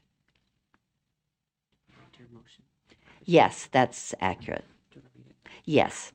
I move that the superintendent, that lines 250 to 253 be amended to read, the superintendent shall prepare a report of all data collected under this rule and shall present the report to the board annually. Okay, the motion is that the committee amend lines 250 through 253 to read, the superintendent shall prepare a report of all data collected under this rule and shall present the report to the board annually. Any discussion to this motion? All those in favor, say aye. Aye. All right, that motion passes unanimously. I had a concern about aggregate data versus report. That's taken care of. Yes, please. I'm going to jump in just while she's finding out her other motions. I'm going to go back up to lines 29 through 30. And we've had an extensive discussion about who this applies to. And I would not feel comfortable moving forward if we don't also include contractors and volunteers. I understand that most LEAs, I would say, already have something in place, but I think they have it in place because of this rule. And I would not want to have unintended consequences, especially with how many new schools and districts we have being developed right now, for that to get missed as an expectation. Because oftentimes districts aren't just going to come up and be like, oh, yep, we're going to make this if it's not in our rules. So with that, I would move to unstrike lines 29 through 30, knowing that we're going to have to probably do a little bit of work throughout the rule to make sure that this is applicable, but I think it's important enough when we talk about, to Chair Carey's point, of the importance of protecting our students from individuals at a school. That includes our volunteers and our contracted workers, and I cannot feel comfortable moving forward not protecting them from those individuals as well. Can I make what I hope is a friendly amendment, because Christina's not in this room, that we would switch because the language throughout the rule is employee. If we could say employee means a staff member, contractor, or employee or volunteer. And I think this is an important clarification that is lost. It was lost in an early comment by Chair Carey, where volunteers were made to sound more extensive than I ever intended or I ever contemplated. These are volunteers with unsupervised access to students. So it's not every assistant coach on the field. It's perhaps the athletic trainer, but not everyone that is left to the discretion of the LEA. So my proposal would be, which I can call it an amended motion, or I can restate yours, that the committee, let's see, where did we go? You're not reinstating that language? Yes, we are, but I wanted to switch staff or staff member with employee. So it would read employee. You got several draftings up there. Just a minute, Ben. And change, the highlight change. Maybe we just need to add a definition for employee. Well, we do, I think. Don't we have one at all? No. Employee means staff or staff members. Is that what you're saying? So basically, it would be to add a definition for employee means an employee, contractor, or volunteer with unsupervised access to students. Employee means employee? That's why I wanted to put employee means staff or staff member. I think if that's what you want to do, I think this is the better way to reinstate Okay. So basically, we would reinstate it, and then as that's where everywhere in the, where it says employee, we would change it to staff to make it consistent. Staff can be considered as a volunteer, can't they? Yes, that's Well, what that's why that's it's saying. what So we if would. it says staff, then it would include volunteer. And to Member Lear's point, it's not a mom that's coming to volunteer with a whole group party where everybody's there together. It's unsupervised access. So if they were volunteering and working individually, then yes, they'd still be involved in this because it's direct access to the student. Okay. All right. So my motion is that the committee reinstate lines 29 through 30 and change references to employee throughout the rule to reflect staff. Any discussion to this motion? Chair Carey? Yeah, I have a substitute motion. Okay, go ahead. And the substitute motion would be along the lines of, again, for lines 29 and 30, the code of conduct used by LEAs shall include language to make it applicable to both contractors and volunteers. Yeah, please. 29 through 30 is a definition, so you couldn't just put a Oh, statement there. You could put that in the first section, perhaps. What's the language you want to insert? along the lines of the code of conduct adopted by LEAs shall include language regarding contractors and volunteers. And then Volunteers with significant unsupervised access? Yeah, Okay. volunteers with unsupervised access to students. I think that's an important clarification. I think you would put that right after the requirement where you direct LEAs to create the code of conduct. I'm just trying to find that. So I think you'd put that somewhere around line 193 here, if you wanted to do that. Okay. So Chair, would you like to do that as a substitute motion, or would you like to do that as a motion after the definition change? Substitute motion, because I think it obviates the need for the definitional change.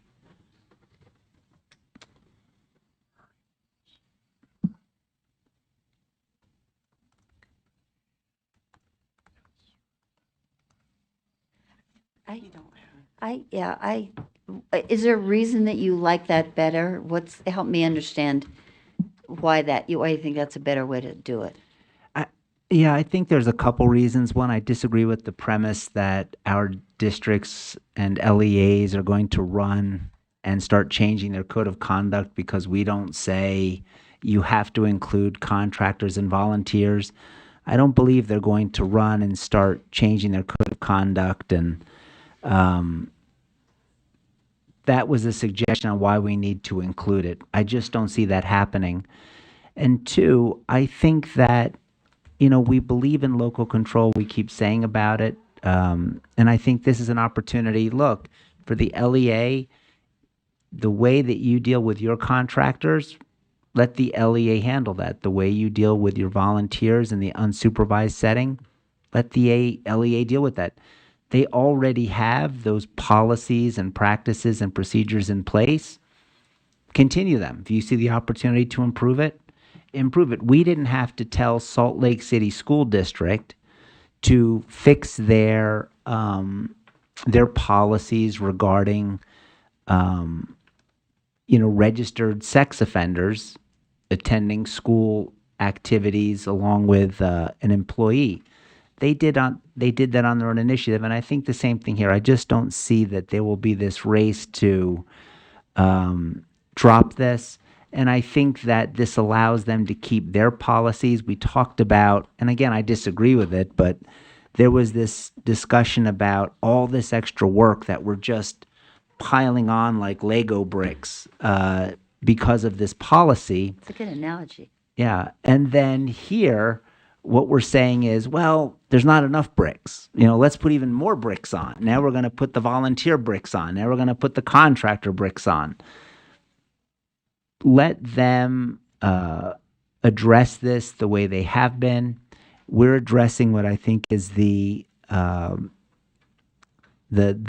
salient point right now, which are these individuals who, in my analysis, have the most unfettered contact, the most direct contact with our students. And as everyone was saying, there's so much that LEAs have to do right now. Why add these components to it? I believe that we should address it, as Vice Chair Bollinger said, and we're doing that. But to get into the weeds with this when they already have these policies, I just don't see the wisdom of that. I think that we can ensure that they, even though I don't believe it'll happen, if there's a fear that there's going to be this massive surge in superintendents saying, the board's not requiring us to monitor our volunteers and contractors, let's pull them out of the policies, this language would prevent that from happening. Again, not that I think it would, by saying, hey, you have to have it, you have to address it. Thank you.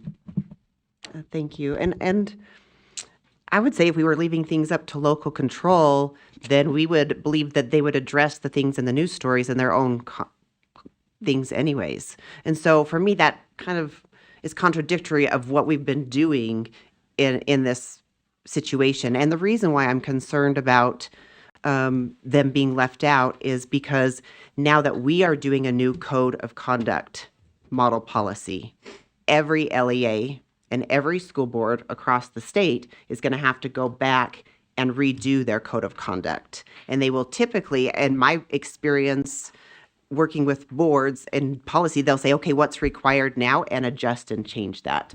And so for me, I understand what you're saying, that you just want to leave it up to them on how to do it. But if there's specific things that we don't want them to be part of, that's our goal, and our role is to create a model policy of what we want that code of conduct to be. And again, I'm concerned because there's a lot of LEAs that use contractors like employees that have access to students on a daily basis. And so I just still can't feel comfortable leaving it as vague as that is with access to students. And again, to your point of, if we're going to do this, let's make sure that we don't leave any loopholes, and not that they would intentionally do it. I don't think, to your point, I don't think LEAs are going to go back and be like, oh, let's not even worry about them. However, it could be unintentionally missed because we are not providing clear communication in our rules that there's an expectation for it. And so when we're talking about compliance, if we are not very specific on what we want individuals who have unsupervised access to our students, what the expectation is for their code of conduct, I'm concerned that then we're going to create some unintentional consequences and then see news stories about contractors and volunteers. So if we're going to do this and put it into place and put the time in, I really feel like we need to do it the right way in a model policy. So I would speak against this motion. Can I speak? Member Lear. And I would agree wholeheartedly with that. In fact, it just came to mind that increasingly school districts are using employment companies and those contractors as substitutes. And those individuals, in fact, I've seen LEAs say, well, it's not really my employee. I don't need to take care of that background check because I'm working with ABC Employment Service that does a background check, only to find that ABC's employment service does not do the same kind of background check required for LEA employees and teachers and substitutes that come in through that door. So I think and I think it's a pretty easy fix. That's the thing. I would rather tell LEAs right out of the chute, here's how we define employee.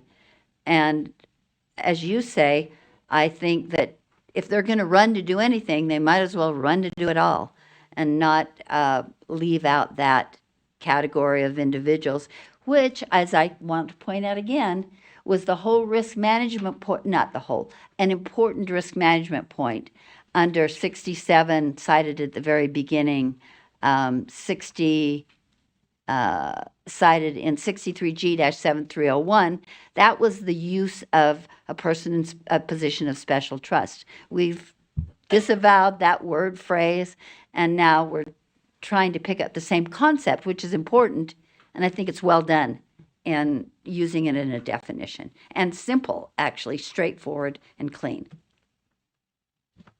Okay, Chair Carey, did you have another comment to this motion? I do.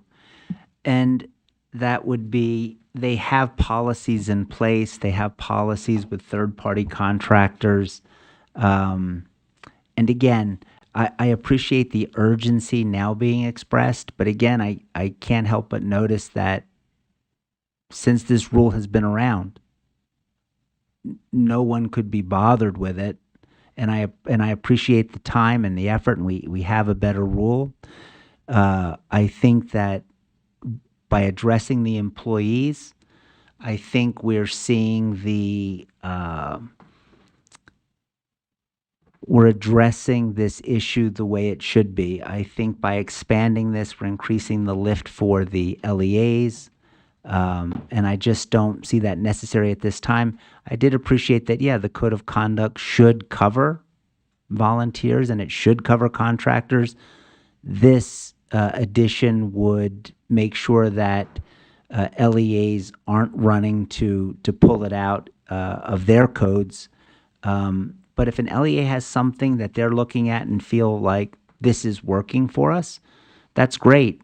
Again, I just didn't see the stories regarding the contractors and the volunteers at the same level and intensity that I did non-licensed employees. And I think a lot of that has to do with the safeguards that LEAs already have in place when they're dealing with individuals that they know, may not have a background check or may not have the regular contact. So that's why I feel comfortable with this motion. I think it does address the concerns raised by the committee. And I would just ask people to support it. Member Longacre.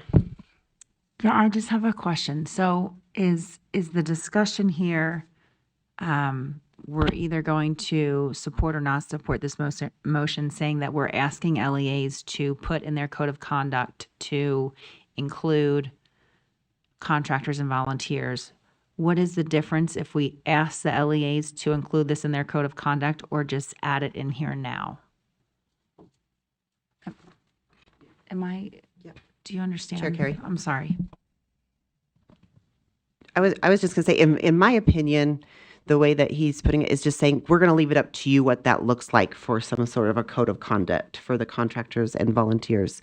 The way that I was proposing for it to be included in the definition, it would be this code of conduct applies to contractors and volunteers who will have unsupervised access to students. So we're putting more safeguards in place and having expectations for all LEAs in schools. So by saying this, I feel more comfortable with the original part because it applies to all of those employees or all of those groups, where this, they could then write in a code of conduct that just says contractors and volunteers, have to be kind to students, and that would still suffice this. And so I'm not comfortable with that amount of ambiguity in a code of conduct for adults that are going to have access to students. So, Chair Carey, did you want to add to that? I just have a question. So the changes to the rule, would it just be that particular addition, or are you saying we wouldn't be able to get this out of committee today, that there would be more downstream changes that would be needed in the rule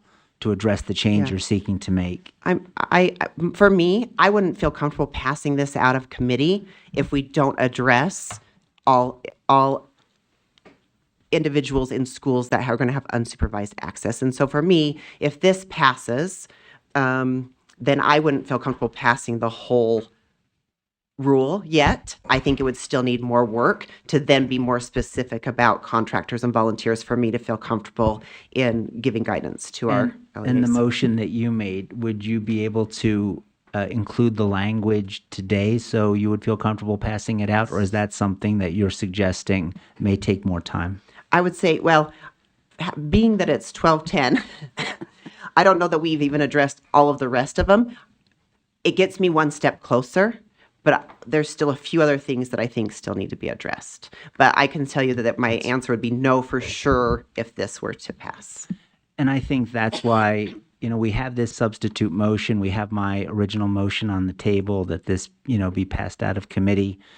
So again, we have 60 days to address the concern that you raised.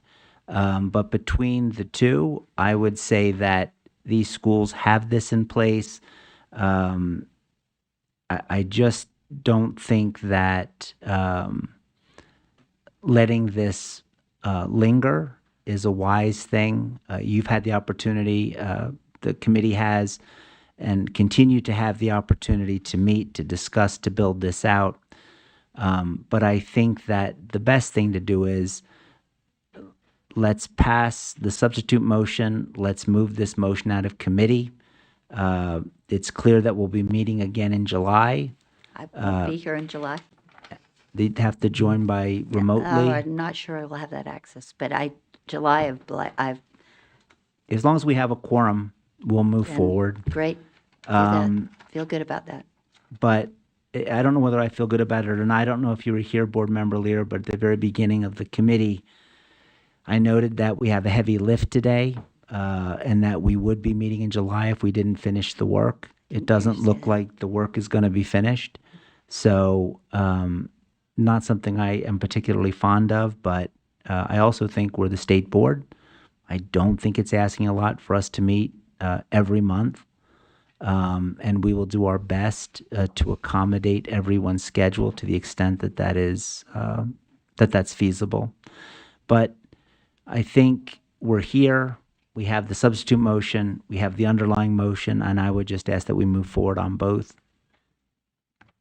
Okay, any other discussion to this motion? I just have to say, I feel like I'm not being heard, but one of the concerns for this code of conduct in the very beginning was risk management saying, we will not will raise your premiums, but we will not cover LEAs that do not have a code of conduct that includes persons of special trust. That is a volunteer who has unsupervised access to students. So to not include that now, I think puts the risk of failure to receive coverage from risk management on all LEAs. I don't know that that'll happen, but I know that that was one of the points that risk management wanted included 4 or 5 years ago when that statute was first passed. In statute, the person of special trust is in statute. So I think we need to cover that concept directly in a holistic way, which I would say is done in making the definition of employee covering contractors and individuals who are volunteering who have unsupervised access to students, leaving it to the discretion of an LEA to say, no, we're not worried about our contractors. We're not worried about is I don't think acceptable to me. And even in the headlines that you read and the headlines I've heard over the years, sometimes the media got it wrong, and that substitute teacher was a contractor. Vice Chair. Go ahead, Chair. Yeah, so just to be clear, I think that the LEAs have these policies. They're certainly not going to adopt one that's going to put them at legal risk or legal jeopardy. Every superintendent that I spoke with and the policies that I looked at, which include everyone on this committee, their current policies, believe it or not, cover contractors. They cover volunteers. Why? Because they know they will lose coverage if they don't. So because our rule, it's still going to say you have to include these people. And we're doing that out of an abundance of caution. Because even if we didn't, they know they will not get coverage. So in a way, and I get it, this is a belt and suspenders approach, and I appreciate it, but in a way unnecessary because LEAs are not going to put themselves in that kind of legal jeopardy. So I feel good about it. I think, is it necessary? No, but out of this abundance of caution, let's include it in case one of the people forgets that we better cover contractors, we better cover volunteers. They have policies. Let's not add to the weight that they're feeling, They know what's best for their district. Let them act in that way. We need a code of conduct. We have one that's proposed. And yeah, I feel good about it. I feel good about where we've come as a committee. We've gotten here, and I think we have an improved rule, and I think we should pass it. Got to deal with this motion. Okay, any other comments to this motion? Okay, the motion is that the committee insert at line 193 to the code of conduct adopted by an LEA or school under subsection 1 shall include language regarding contractors and volunteers. And since it sounds like we're going to have a split vote, I'm going to go ahead and do a roll call vote. Member Carey? Yes. Member Lear? No. Member Longacre? Yes. Member Hall? Yes. And I am a no. So that does pass 3-2. Given the time, 12:15, we're already 15 minutes past time. If we scroll back, we do have an underlying motion on the table. I would like to make, just for the sake, it sounds like we do need to have another meeting. We have a whole agenda of things we need to continue in addition to this. So I would make a motion that we postpone this item to our next law and licensing committee meeting. I think we've made a lot of progress on it. There are still a handful of things that I would like to address that I then would be able to feel comfortable moving this forward to the board. But I believe that it's work of the committee to make sure that we have a product that we all, or the majority of it, that we feel comfortable with moving forward to the board. So I would make a motion that the committee postpone R277322 to its next meeting. Member Longacre.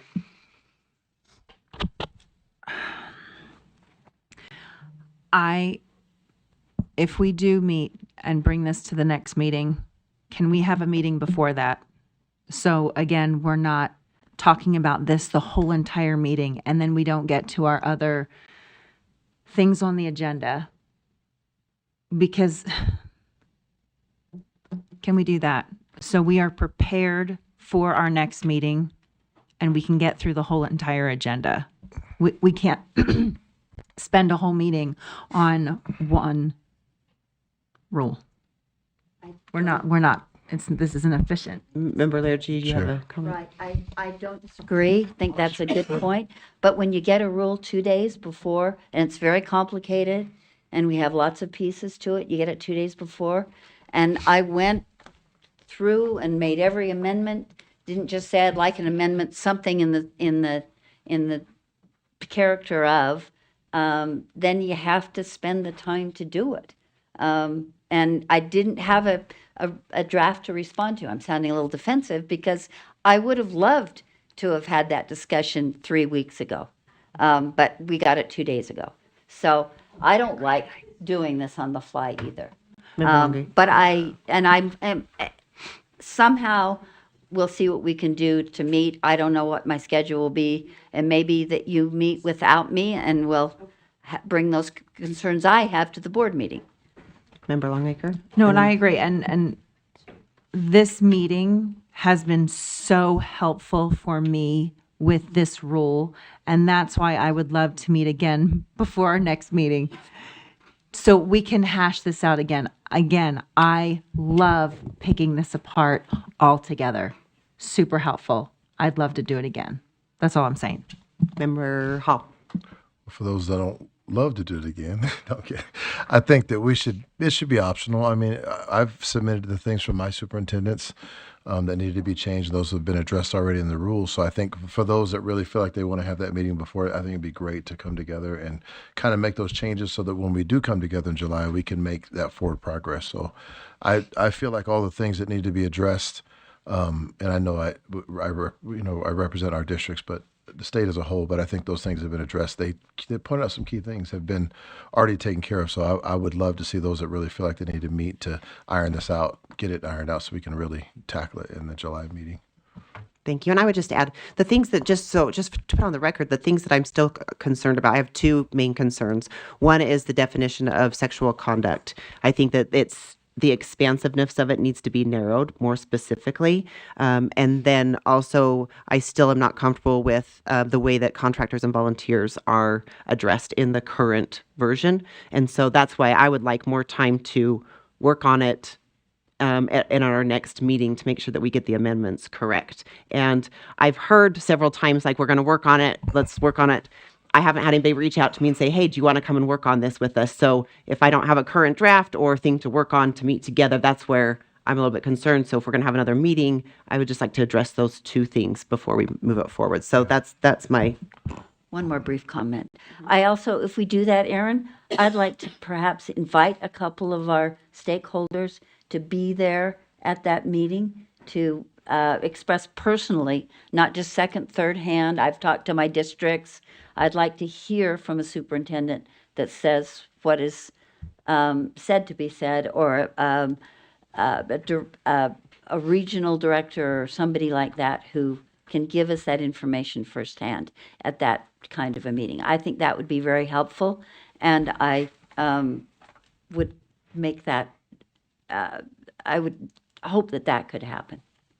Member Hall. Can these changes be made without an official meeting? Like, we don't have to make those amendments on public. Can it be done without an official meeting? The changes that need They to be made? could, but they would have to come as a new draft. A see. complete new draft, Okay. and then a new draft would have to be adopted. So again, I think if, like, I could come up with my own draft and take it to the full board, Sure. but then it opens up exactly what happens where there's a whole new draft, and then there hasn't been the work of the committee to flush it out. So yes, it's possible. So doing that work, on the side, you could together submit a new draft. Yes, that's also possible to work on that before our next meeting. That's what I so was then we thinking. come to our next meeting and have a draft. Right, that's what I was thinking. Yes, that works too.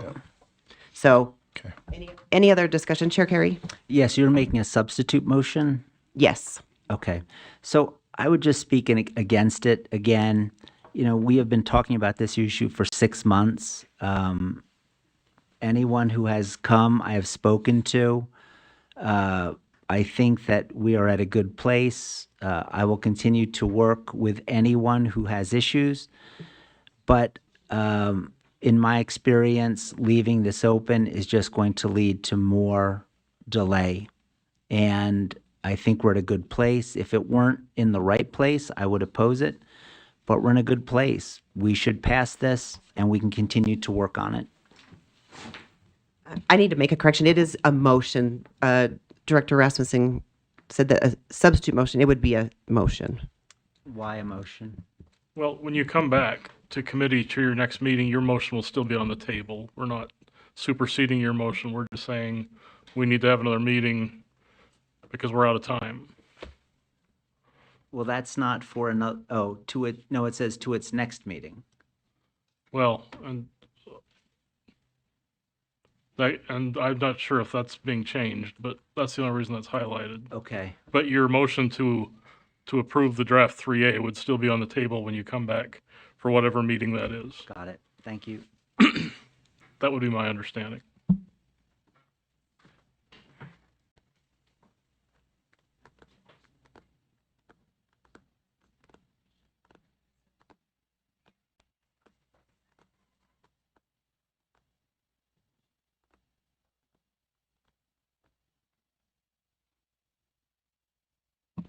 Okay, sorry. There's side conversations of when can we meet? So any other discussion to this motion? I think there was discussion about whether or not you could put in a time for a meeting. My concern is that if it's going to be the whole committee meeting, that involves staff. We would have to involve staff because of the way our bylaws are written. So I wouldn't feel comfortable choosing a date and time. If that makes We sense. need staff there the next time. Yep. I'd like the AG to weigh in on. Say that, Director Esselstyn. I think you just want to have Vanessa coordinate the meeting times. I don't know that you need to decide that right now.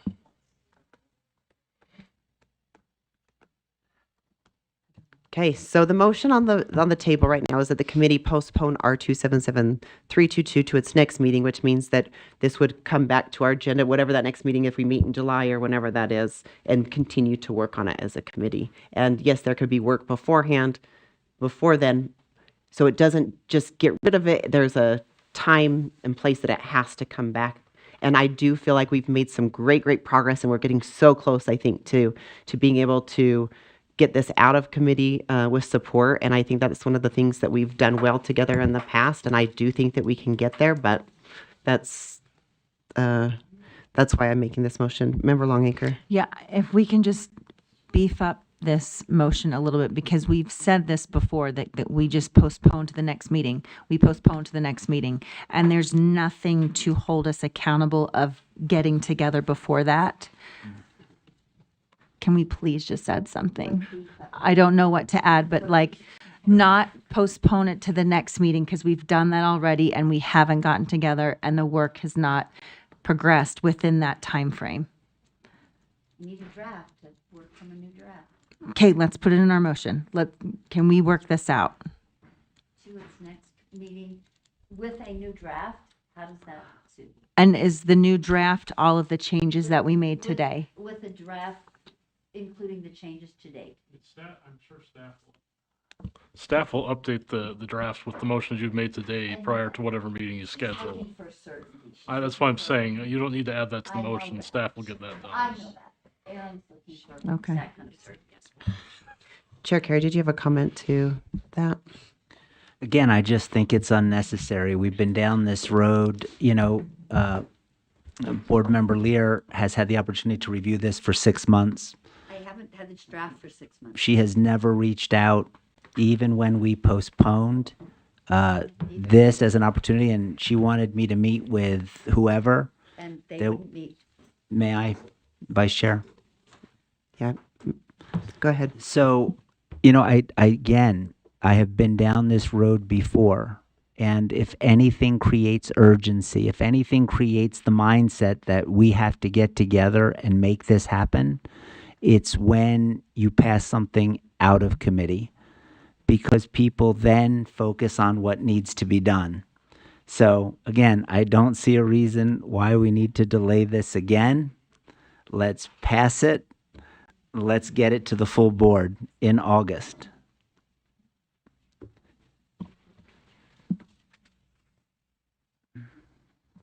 Okay, any other discussion to this motion? Okay, well, Explain that. I'm just saying, so if we don't postpone this, then that motion's still on the table. We're still in meeting. And so then we'll go back to the underlying motion. My concern is that if this were to pass in its current form, there's no guarantee that we as a committee then have an opportunity to continue to work on it. And any board member could take the current draft and write their own draft or do whatever they are asking for it. I think we've gotten some great momentum as a committee. I think we're headed in the right direction. There's just a few more things to be addressed. Unfortunately, we ran out of time and we're over time now by 28 minutes. And that's why I feel like it needs to be at our next meeting.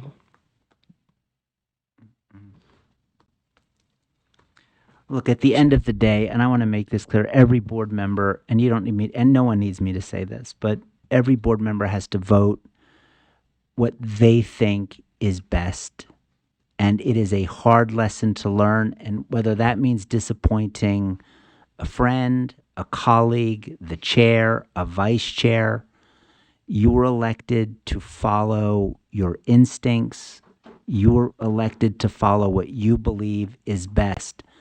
And I think that's something that we all recognize, and we all appreciate that there's difficult situations. So I just want to make it clear that the only person that at the end of the day you're accountable to is the person that you are looking at in the mirror at the end of the day. And if you can feel good about your vote, that's what matters. The rest is window dressing. So my counsel is vote what you think is best, vote what you think will get you to where you think this needs to be.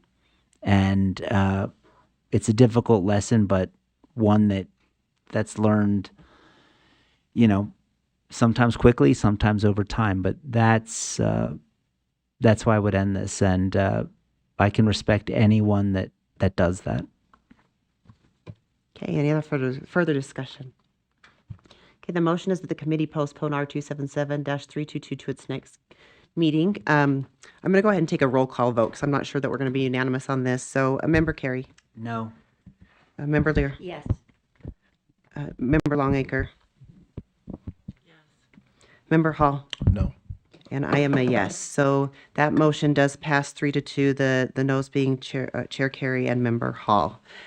With that, do you want me to make a I motion? move to adjourn. Okay, we have a motion to adjourn. All those in favor? Aye. Aye. Right, that passes unanimously. We are adjourned.